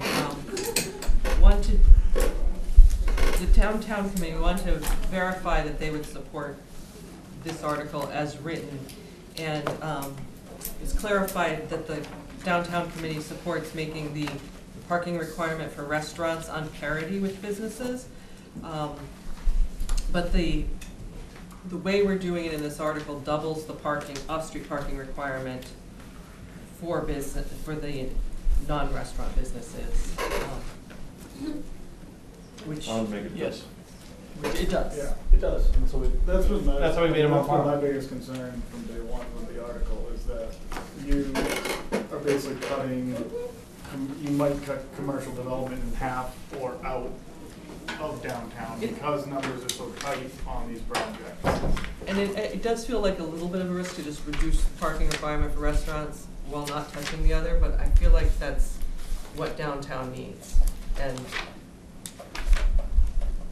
the downtown committee is not promised to support the article with the doubling of parking requirements for So the question is, do we want to make the restaurant, business. do we want to make restaurant the same as? We can't do that now. You can We make can't a floor change it. can, amendments. put it on the floor. We have to amend on the floor. The way it is now, we changed the retail from 1 space per 1,000 to 1 space per 500, which doubles it. Well, we couldn't amend it on the floor because we'd be getting less restrictive. More restrictive. we can only get more restrictive, can't we? Right, you can only get more restrictive on the floor. We can get less restrictive if we drop it to 1 per 1,000, so I don't think we can make that motion on the floor. Interesting. I didn't remember. Any that. motion on the floor has to be, less than what you're asking. Smaller. If I wanna go to FAL 2.0, I can make a motion to make it 1.0, I can't make a motion to make it 2.5. It would be So less, this is- it would be less restrictive, Bill, because the motion was from 1 per 500 to 1 to 1,000. So you can only get more restrictive, so we could go to 1 or to 250 on the floor, but we couldn't go back to 1 to. Right. We're making it more restrictive. Or make it. Whichever one has less Our parking. amendment was Basically, we'd making be it expanding more density similar on the to what it floor, is and now. You can only Right. restrict density. So it is the same. We'd be reducing the change. But it's the same, we just wouldn't be changing, we'd be leaving it alone. We were leaving it alone, yeah. But isn't You it, could isn't it a strike significant that line. change from what the What? original You could article? move to strike that line and leave it as it is. And then just change the lower one. Yes, we would strike that line, yeah. Oh, interesting. Then you're leaving it as it is. But if, wouldn't somebody interpret it as it becoming? It's up to the moderator. Yeah. So Less, that could go either way. because but, it effectively makes it then. You're not asking for a change. Leaving it what it was, which isn't asking for a change. So Right. by default, you're just withdrawing that section of that article. If the board so chose. If the board so chose. So it was Sean Burke's recommendation that if we were gonna lower the requirement of parking for restaurants, to achieve parity, that we meet in the middle. So we weren't. 750 and. But the concern from the downtown committee was what they wanted to achieve was that right now, developments go forward saying they're gonna pursue the use that requires the least parking. Yeah. And then a year later, they really wish they could put in a And restaurant. and they can't But put in they a restaurant. can't. But they can't. But if we had parity, we wouldn't be forcing them to even make that commitment. It would have more flexibility for things to change between different kinds of downtown uses. I almost wonder, and I kind of put something together previously about kind of making a bonus for a restaurant use that would help them get it on site, because they're gonna always go with the least amount of parking to develop their building, get the most apartments. That's Exactly. given. You see the pattern. Yes, and the numbers are too close that if you double that requirement, I think you'll start getting different projects before the board that may include only half retail or no retail at all and come for a special permit, because the numbers won't work any other way. So I think I had a thought of, it would take more work and maybe we could bring it to fall town meeting, but basically almost like cluster subdivision. You have a yield plan of how many apartments you can do with your parking, and then if you're doing a restaurant, you can reduce your number of apartment spots, and those spots have to go to the restaurant on site. Oh, it's a different way to achieve the same.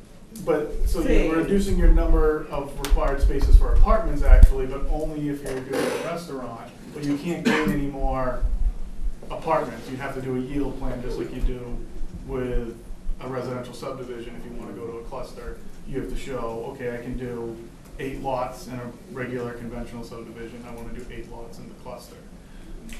So it'd be a similar type of aspect of doing it that way, so that then you don't change the retail parking. They're still gonna build it to that, but they have an option within their site to try and fit a restaurant. And how much Yeah, we the- reduce their parking requirement by for apartments would be, that's what you have to look into, what is feasible, what has been feasible, what's not. Interesting idea. But it doesn't help us with this. Well, It yeah. doesn't help us with this week. What do we No, want it to, doesn't. what does the board, so the decision is, what does the board want to do? Do you want to leave it the way it is, where we're doubling it for commercial? Do we want to leave it the way it is and just change restaurant to the same as Yeah, so commercial? just the second half. Or do we want to withdraw this thing? What do those 3 things we can do. I was also uncomfortable about changing from a per seat basis to a square footage and only in the B1, B2. Well, there's a different. Because, let me finish please. because everything I've ever worked on with restaurants is always based on seating. I know. Right. Title V. Everything, right. So I think we're out of step to go to square footage in order to try to get, I think we're trying to get parity with regular retail use. Yes, that's the goal. And I don't think I agree with the approach. So I've done some research on parking requirements in downtowns across the country, and it's all over, some towns regulate by seats, some by square feet. There's no common approach. And we already require half as much parking for downtown restaurants as we do for restaurants in the rest of the town. But really, I think where this comes from isn't it sad to see this business space sitting empty? Wouldn't it be nice if there were a coffee shop? Perfect for a restaurant. It really comes from that common sense, like, I don't understand zoning and why zoning's the problem. I just think it'd be nice to have a coffee shop. And I think Sometimes not coffee only shops and zoning, it's how restaurants, they build the buildings. coffee shops and restaurants are quite successful in our downtown, and they also do most of their business in the evening when parking is just not a problem, because the commuter parking spots are available for free to the public after 4 o'clock. So But for there's something still like a that, tra- they there could is always a apply problem for a with parking variance for the that parking. night. Well, there's a problem, like you might have to, but if you did valet, it's a solvable problem. It's a risk. I think we're all in property agreement what we're trying to accomplish. Yeah. I just don't think this does it. I would agree. Well, especially not doubling the, yeah. Commercial, and then I think, are you now under parking restaurants if you go to one spot per 1,000 square feet? So you are, the goal here is to underpark restaurants, because if you have a walkable downtown, the individual businesses and lots will be underparked. Yeah. And that's true. You can't achieve walkability and have enough off-street parking on every individual lot for its use. Oh, I definitely agree, but I worry, like, so if we push it to where there's so many restaurants, now say 5 restaurants go downtown that we have severely underparked, now you have started to have a parking issue. People won't drive it. Yeah. You know? Yeah. No, that is the risk, because we're just talking about the minimum parking that we require a restaurant to have by zoning. We're not talking about how much they need to make their business work. Yeah. It's a All different right, so question. what do you want to do here? So I'd make the motion that we withdraw this article and give us some time to come up with a better solution that solution. works. We can't say this? I'll second that motion. No, I don't think we can save it, because I don't think we, because I think we could get away with, I think we could change, This would be too withdraw the, confusing. it is confusing, but I think we could withdraw the change on the minimum for commercial, general business, but the one below is at 500, so we'd have to change that to 1,000. Yes. This is. People are going to say, you changed the whole thing, forget it, withdraw Let's it. not go up and ask for it. I suggest we Try to withdraw explain this. something on the floor. There was We already a fix motion it and and bring second. it, bring it in the fall. Everybody okay with that? Yeah. I think we don't get a motion that this doesn't get us. Motion on the floor, Tom. A motion to withdraw. Yes. Okay. The first and seconded. I think it's Hold fine. on, Michael. All right, so a motion and second to withdraw this, and we'll fix it and bring it back in the fall. In favor? Okay, opposed? Thank you. All right, so we're gonna pull it. Thank you. It's the right thing. 29. Cultivation. Okay, so does the board support that the town enact the cultivation? Motion to support. Second. Discussion? Yeah, I guess my discussion is I would support it in the new order of how these articles are gonna be taken. Well, the whole thing is that we gotta vote this thing, because if the ban fails, or the Right. ban, you know the whole. No, I understand You know the whole that. deal. So Each one's separate. everybody's separate. So if we don't have something, then we have nothing. Yep, no, I understand that. Okay. Yep. It's not, it's not public I comment. just have a quick question. Point of order then. Point Okay, of, what, point of order. Somebody just mentioned something about possibly rearranging the marijuana articles. Is that something that may be happening to put them together or Yes. something like that? That's Yes. all I'm just asking. yes, that's a point of order. That's a good point of order. Point of order, thank you. Um, On order. And, yes, the moderator, I guess, has had a discussion at the pre-town meeting, that he would consider putting them in order and move them up and get them together to foster better understanding. Bundling. Are we voting on the citizens petitions this month? Yes. Yep. So we have a motion to support, and second to support the cultivation at town meeting. All in favor? 9-0, okay. Same thing with the retail. Motion to support. Thank you. Second? Second. Discussion, all in favor? Okay. Local option tax, motion to, Motion two. Second. all in favor? Okay. Willow Street reconfiguration. Okay, Willow Street reconfiguration, I think this doesn't have Mr. Demasio's on after, does it? Willow Street reconfiguration, then there That's was a just second, a there was a second realignment. one, what? That's It's, real. yeah, Mr. Demasio's is in the warrant, it's later, toward Later the on, end of the warrant. okay, it's not on this thing. Right. So, we moved to, so I guess we would support the relocation as, I make a motion for that, to support that. relocation of Willow Street that was needed to Benefit for the public safety. Yes, okay. The street in that corner, right? Yeah. Yeah. Yeah. It's a That was realignment. my idea. Second, all in favor? Thank you. Wayside Drive gift. Now, Mrs. Davis refreshed my memory today. This was a situation where I think we worked out a deal with some folks on a property in Wayside Drive, which is off Old Farm Road down in West Mansfield, Yeah, I remember that. down in the land where there's no cell phone service. Right.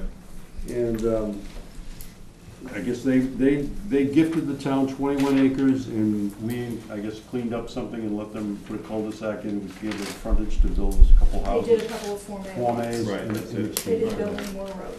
So I guess we would support the acceptance of the gift. Make a motion too. Thank you. Thank you. Discussion? All in favor? Aye. Okay. Do we need to vote any others? Are we- Marijuana, The Citizens petition. petition. Yeah. from last time. There's two of them. About the one guy committee, you mean that one? We can, I think we can kind of bundle those together, can't we? As far as voting the two Yeah. articles together. Yeah. And this was a ban in two phrases on that, right? The moderator's gonna ask us for each one. He's gonna look to us when that article is being heard and ask for our recommendation. That's what I I'm make 'em- asking. I'm saying, we could probably vote them together right now, because Right. it's basically does the same thing, right? It's just changing the zoning, and it's, you don't have to Do them separate. do them separate. That way makes it. Do 'em that separate. way it's Do it clear. separate. I make a motion not to support that, You don't want to. Which article are we the talking? ban. I don't see the ban here. That What's was the number of the article? She's coming up with it. What is it, Jim?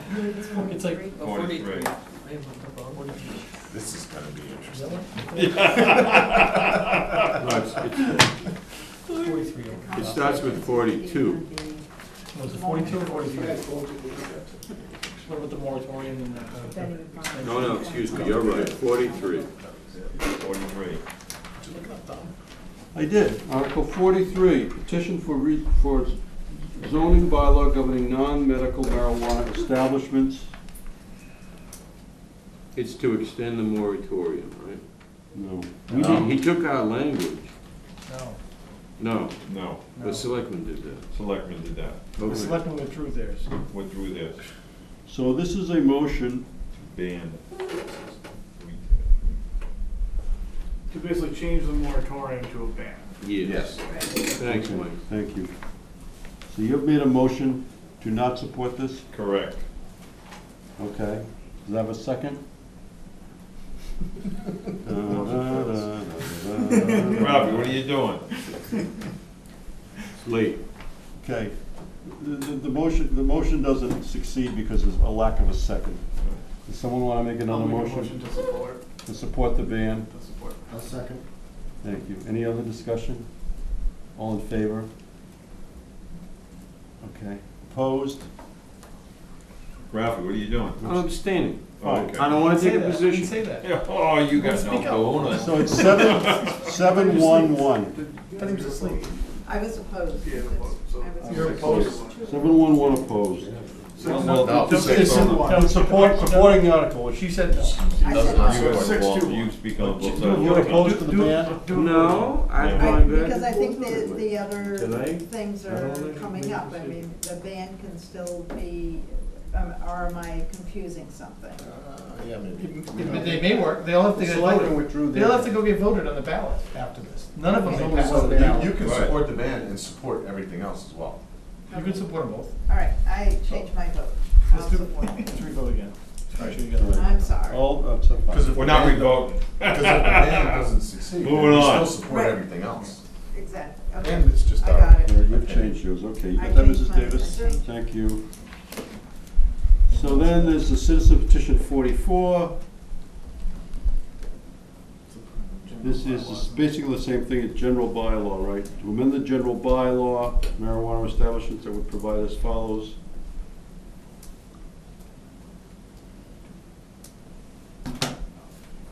Shall be prohibited in the town.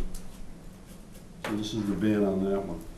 I Ban thought on what? one of those was gonna be withdrawn, didn't I? The selectmen have two that are identical. They're gonna withdraw those. So they have to. And we didn't have a hearing on those. We took no action on those. Correct. So to ban it though, it had to be both in the zoning bylaw And the ballot. Right, and and the the- general bylaw. right, Oh, okay. And then that's have what to they're- go out. So that's both what bylaws had to be, It's a package. yeah, so Which this was- 44 is dealing Okay, with general yep, bylaw. yep, yep. I'll make a All right, motion to support got it. this one. Second. Thank you. 44, right? All in favor? Aye. Opposed? One, and those, Oh, he raised his hand. No, I was waiting for an extension. okay. 7-1-1. You gotta go to bed, man. Is that it? Article 50 is Forest Heights Drive. The gift, that's the gift. No, of that's the No, Perry's. that's easement. the street acceptance. Oh, That's Oh, Perry's. that, Perry's. I think if we could craft a recommendation that says that the planning board supports if the road is complete and all of the punch list items are completed. I make a motion. That right, Mrs. Davis? Make that What motion? you did, yes. Thank you. Second? Second. All in favor? Aye. Opposed, none. I think that's all of them. I believe that's all of them. Now, presentations, we talked about who's gonna present these things. You're doing signs, I'm doing signs. parking was Mr. Burke, so he's off the hook on that one. What other articles did we have that we need presenters on? I have to step out for a second. I just want to point out that this does not give Mike the right to vote me for anything.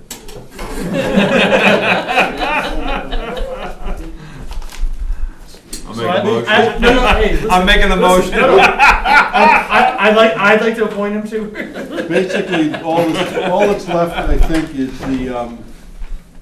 the cultivation and retail and the local option tax, which are pretty much the same things, really. Right.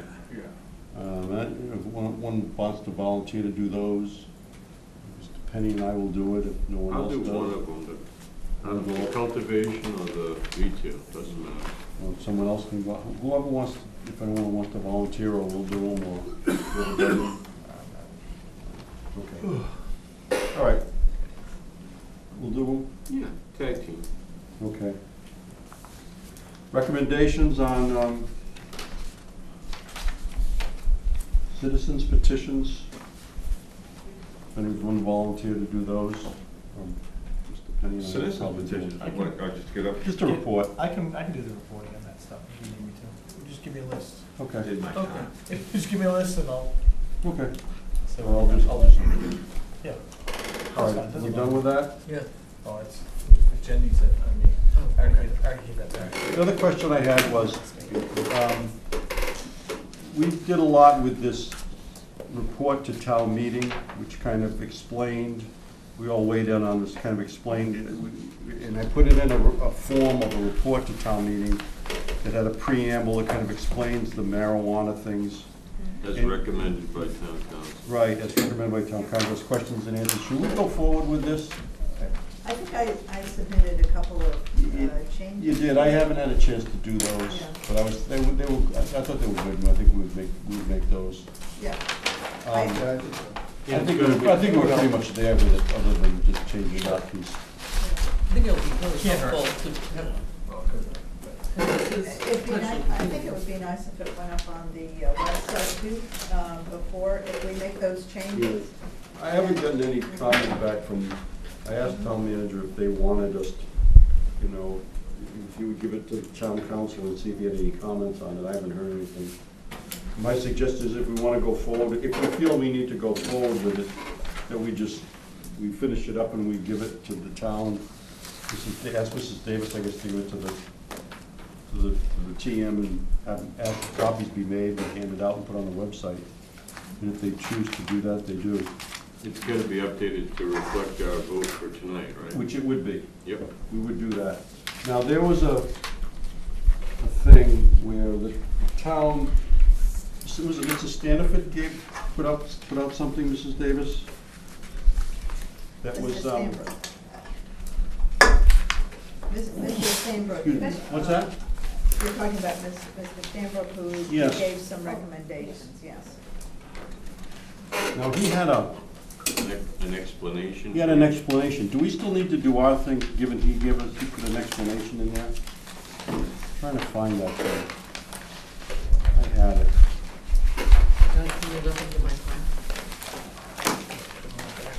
Did all of you see that? Yes. It was like a two-page thing and had,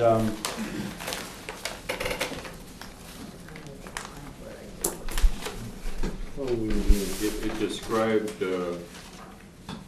what each warrant article would accomplish. Is that right? yes. Given that, do we need to do ours? Or should we do ours anyway?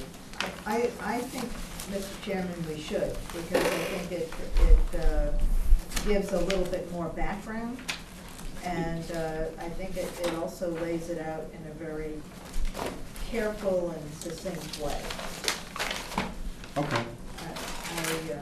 I So you wanna go- think that you and Ralph actually did a really decent job on putting it together with the corrections. And all The that. comments were helpful too. Absolutely. Many, Just what, be more? careful on, Two heads are better than one. you're in violation. That's a different animal. Okay, so we're gonna go forward with that? Sure. All right. As a handout. As a handout, okay. Anything else? I'll update the votes. We'll go forward with that. Okay. Is that it? That is it. Easy. Here's my agenda. I got it, you go in here. I think you were asking. Public comment. No public comment tonight?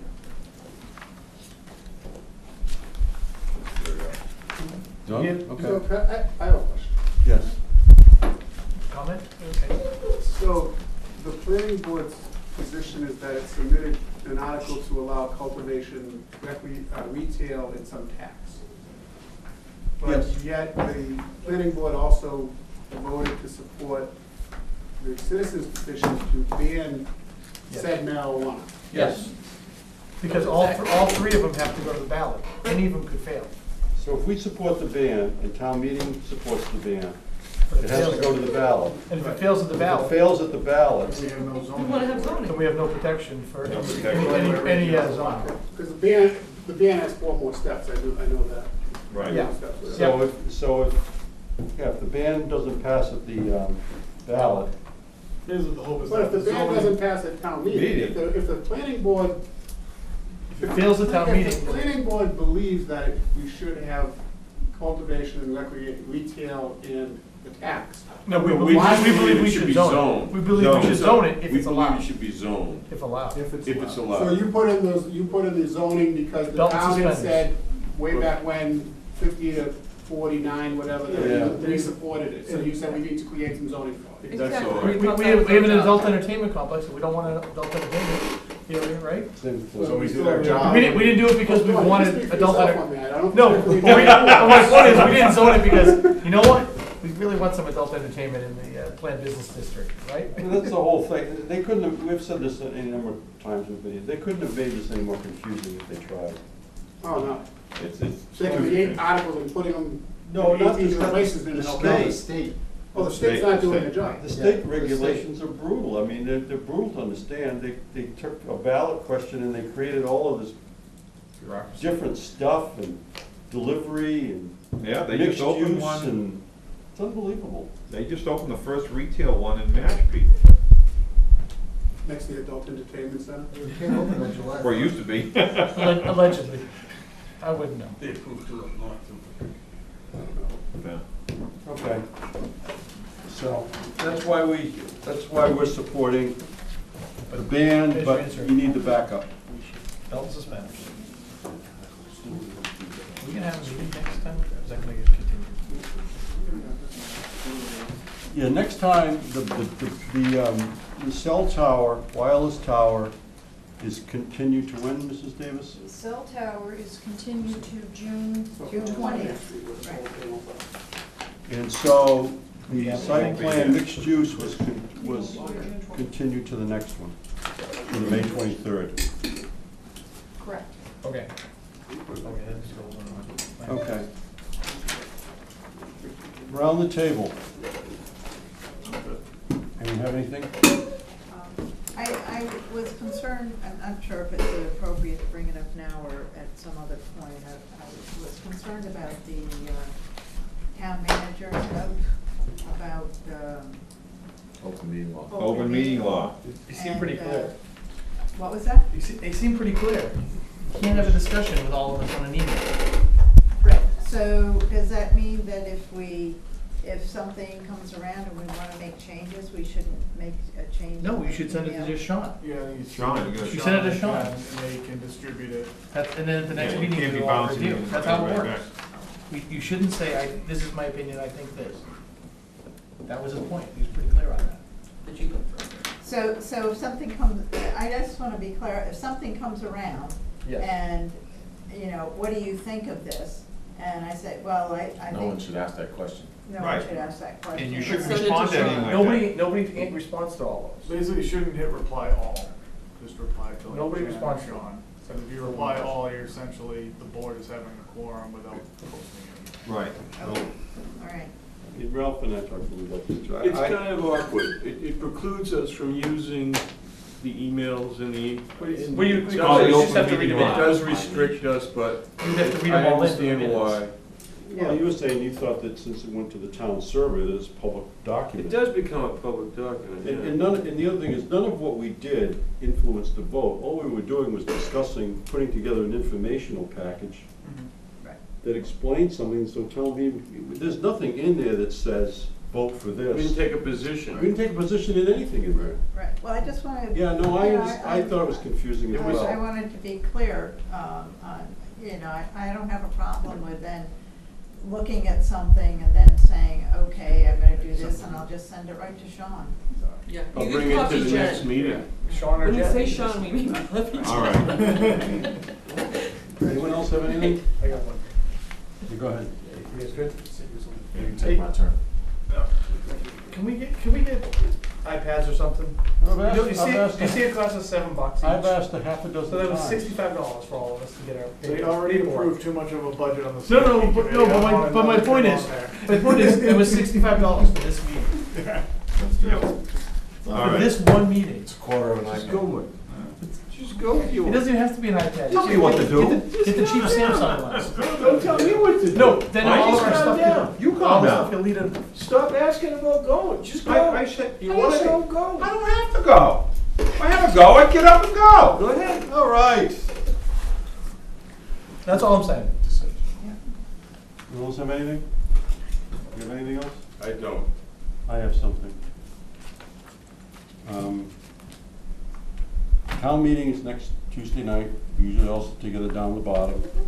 And so we all sit together, we're gonna go over our items.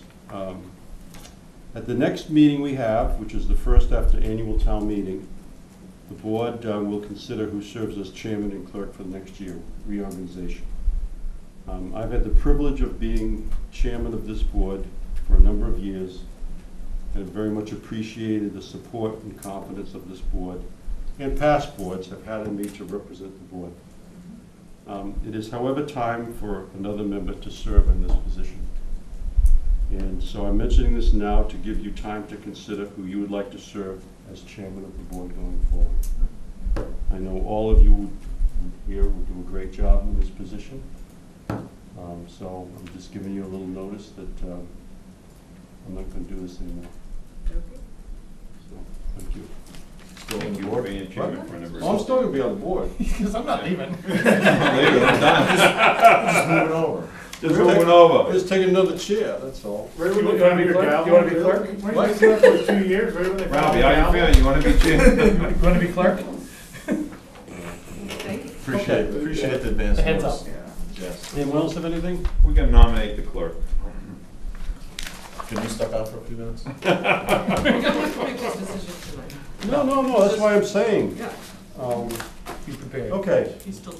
Motion two.